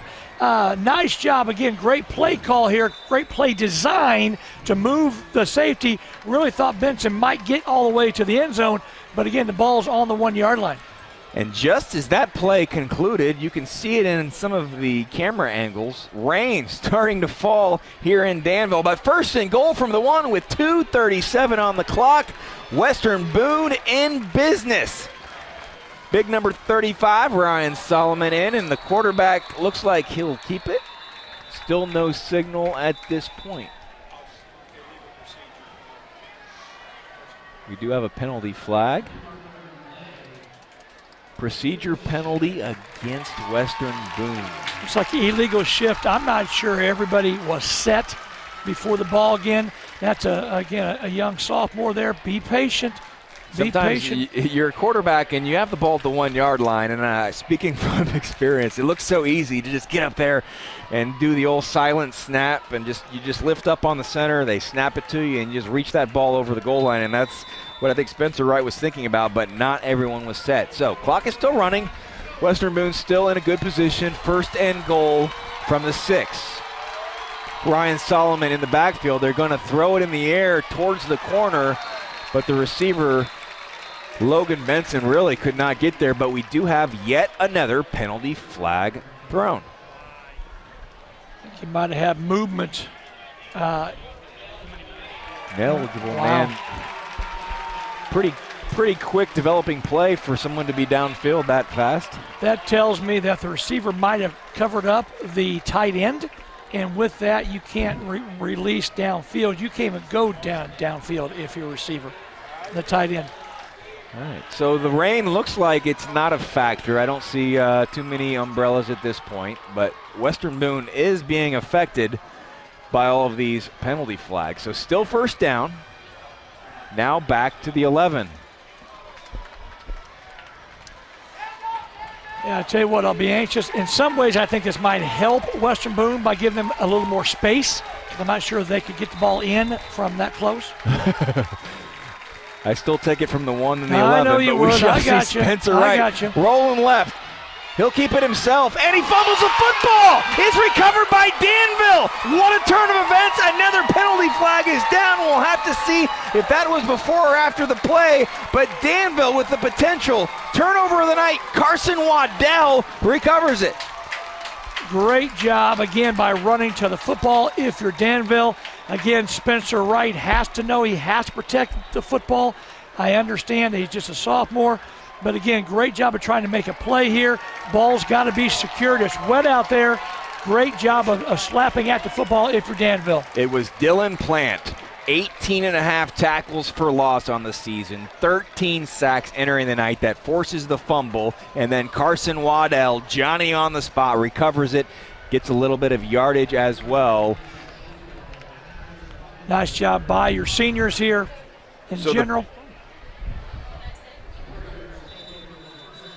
Looks like after the play there was some kind of penalty on Danville. Okay, just was double checking and making sure it was the Danville offense still on the field. So yes, it is. So one thing to note, you see the 3 yellow marks on the scoreboard. Western Boone has all 3 of its timeouts. Certainly not what they were hoping for when they had the ball first and goal from the 1. How big was that tackle on that pass play to bring Logan Benson down at the 1 yard line right now? It's a game of inches. We talk about all the time. That play just displays it. Expect Danville to keep it on the ground, and the way Alex Skinner and Chandler Schubert have been running, they might keep the ball the rest of this game. Hughes, you're telling your team right now, we need 2 first downs. 2 first downs, the game is over. Again, we got a huge 2nd and 8 coming up. Curious, Coach. Every play in this game has been run out of the shotgun. This is clearly play it safe situations. You know they're going to hand the ball off. Do you have power packages, under center packages with the fullback, or you just continue to go out of the shotgun and hand it off because it seems like there is no chance of any other play happening than that running play? Well, All right, more on that in a minute. This was the defensive play I was talking about that really was not a play that'll be on many Danville highlight reels, but it's that effort by number 14 for Danville, Zane Thomas. Made that tackle at the 1-yard line, preventing the touchdown. 2 penalties later, it's first and goal from the 11, and then all of a sudden it's a turnover. So you thought this game was within 2 and Western Boone was going to have a 2-point conversion away from perhaps tying it up, and just like that, Danville takes over. Well, be interesting. You are what you are here. Back to your question earlier, Jeremiah, and is I would stay in the gun because that's what you do. Yeah. And how can you argue with a play like this? First down, Alex Skinner. He stays inbounds. He was headed towards the out-of-bounds line, and he goes down. That is a huge play in this game. Clock will stop to move the chains. Western Boone has the 2 timeouts. They probably should keep it at this point. Keep those 2 for the next time, although they've got the coaching staff on the field, so they decided to call one on first down. Well, at this point, you've got to try to get to the football and hold him up. You don't want to bring him down. Sounds odd. You want to have your buddy, a second, third defender, get to him and start ripping the ball out. Okay, at this point, the ball is the most valuable thing here. So if you're Casey Woods, you're telling your running backs 2 hands on the football. Okay, the clock is our friend. Stay inbounds, which Skinner did. If you're Western Boone, hold them up, start punching, ripping that ball out. I went into this game thinking I was seeing 2 teams that had legitimate state finals aspirations. Do you still feel that way? I do. I think both teams have to clean up the penalties and some of the emotion of not letting that basically take over a football game, but they both are talented enough to definitely do that. The good thing is the emotion is something that you can control and you can talk about, and I know both coaches will address it on Saturday. Rain still falling a little harder than it was before. You want to, if you're Danville, just make sure you do not drop the football. That handoff is made, but quickly ball carrier goes down, and then another timeout will be called by Western Boone. So that's the final timeout of the game for Western Boone. One more first down for Danville, and this game is pretty much over. Second down and about 12. So with Western Boone unable to stop it at this point, if you're Danville, you got to keep it on the ground, let 30 seconds or so go off the clock. You're snapping it. Then on third down with about a minute to play. So really the odds are stacked against Western Boone right now because of Danville getting that 1 first down to start this drive. You're looking at probably having the ball back with under 15 seconds. And that's if you keep them from getting a first down here. Again, you've got to start stripping at the ball, punch the ball out. You've got to do whatever you can to try to jar that ball from the ball carrier. You saw Justin Pelly over on the sidelines. Had not had a chance this broadcast to reference his father, Denny Pelly, the longtime Speedway coach, Indiana football Hall of Famer. Talked to him before the game, and he said he goes to practice on Tuesdays and Wednesdays. There you see Denny in the blue hat, Justin, of course, in the red hat. Said Justin calls him after every practice, whether he's there or not. They talk. It must be amazing to have that bond and that relationship for those, the Pelly football family. Now Denny retired from teaching and coaching and helping his son at Western Boone. Well, I tell you what, having coached with my father for 25 years, I know how special that relationship is. And knowing Denny the way I have, has been a close family friend of my father and I's a long time. To see Justin and Denny on the sideline is something special. The kids and community of Western Boone have a treat with both Pelly's coaching. Denny Pelly coached 38 seasons of high school football, 24 at Speedway, won 290 games. Justin, 35-16 in Western Boone in his Western Boone career. 3rd and 9, the clock continuing to run. Now under a minute to play. Play clock at 1, and Danville will smartly use every second of that clock. They'll call timeout with 1 on the play clock, setting up this 3rd and 9 play, 56 seconds. Let's take a quick timeout. We'll be back for the finish of this Sagamore Conference Showdown. Danville leading 14-6 on the ISC Sports Network. Again? Tortured by technology? Have no fear. Endeavor is here with Speed Geeks. Our Speed Geeks are expert technicians ready to rescue you from technology troubles. Our experts are here to get and keep your Wi-Fi running properly. We'll even make sure all of your devices stay connected. Give us a call or visit weendeavor.com to see if you're in our service area. Endeavor Communications, technology for real people.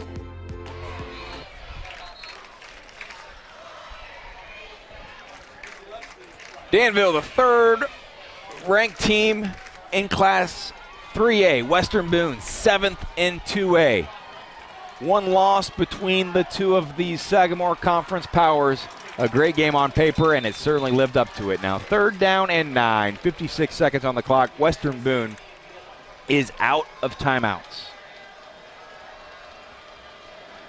Toby Highland surveying the defense. Important to just get this snap and hand it off to Alex Skinner. Brought down at about the 45-yard line, so the clock will continue to run. We'll see when the officials start the play clock. It starts now, so 45 on the game clock, 35 on the play clock. It looks like actually a difference of about 8 seconds. I'll tell you what, if you are Danville, you let the clock go all the way down. Whether you take the penalty or not is irrelevant. The clock is all that you're worried about. You max protect, get a nice punt here. Again, we've seen strange things happen, but right now, if you're Danville, you just want to get out of here with the win. Again, hard-fought game by both teams here, but we're not over with yet. You said we've seen strange things happen. God, we see them tonight. Which quarter? Exactly. Again, what series almost? Yeah. But again, you've seen it last year in the Michigan State game or 2 years ago. You see it all the time on Sundays, as well as now you're talking about high school kids here. This punt, or the snap and the punt, are not a given. And so with 9 seconds left, there is still time. 9 seconds on the clock. It's on the 34-yard line. Tristan Carson, the long snapper for Danville. The punter is also the quarterback, so there is some comfort there in that Toby Highland, the person that you probably want the ball in his hands in the critical situations in the games, will be the one likely back to punt. Might have a chance to run around a little bit.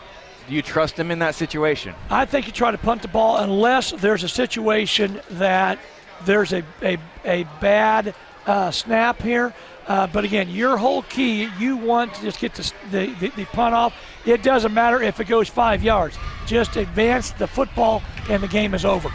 You see the fans, Breast Cancer Awareness Night here at Danville. They're getting ready to rush the field. They're tasting a Sagamore Conference championship, a senior night win. Need to execute with 9 seconds to play for that to be a reality. Toby Highland is back. He'll run around just a little bit. Gets it off, 5 on the play clock. Fair catch called for, 3 seconds remain. So Western Boone will have one opportunity. As Coach Scheib said, we've seen some crazy things happen. We've seen it a couple times tonight. You just never know. Well, I'll tell you what, again, well-coached, well-played game. Lots to learn from in this type of environment. If you're Danville, all you care about right now is getting the ball carrier on the ground here, run to the football. If you're Western Boone, you could do a lot of razzle-dazzle. You can just sit there and run a quick screen and just try to make the guy get to the end zone.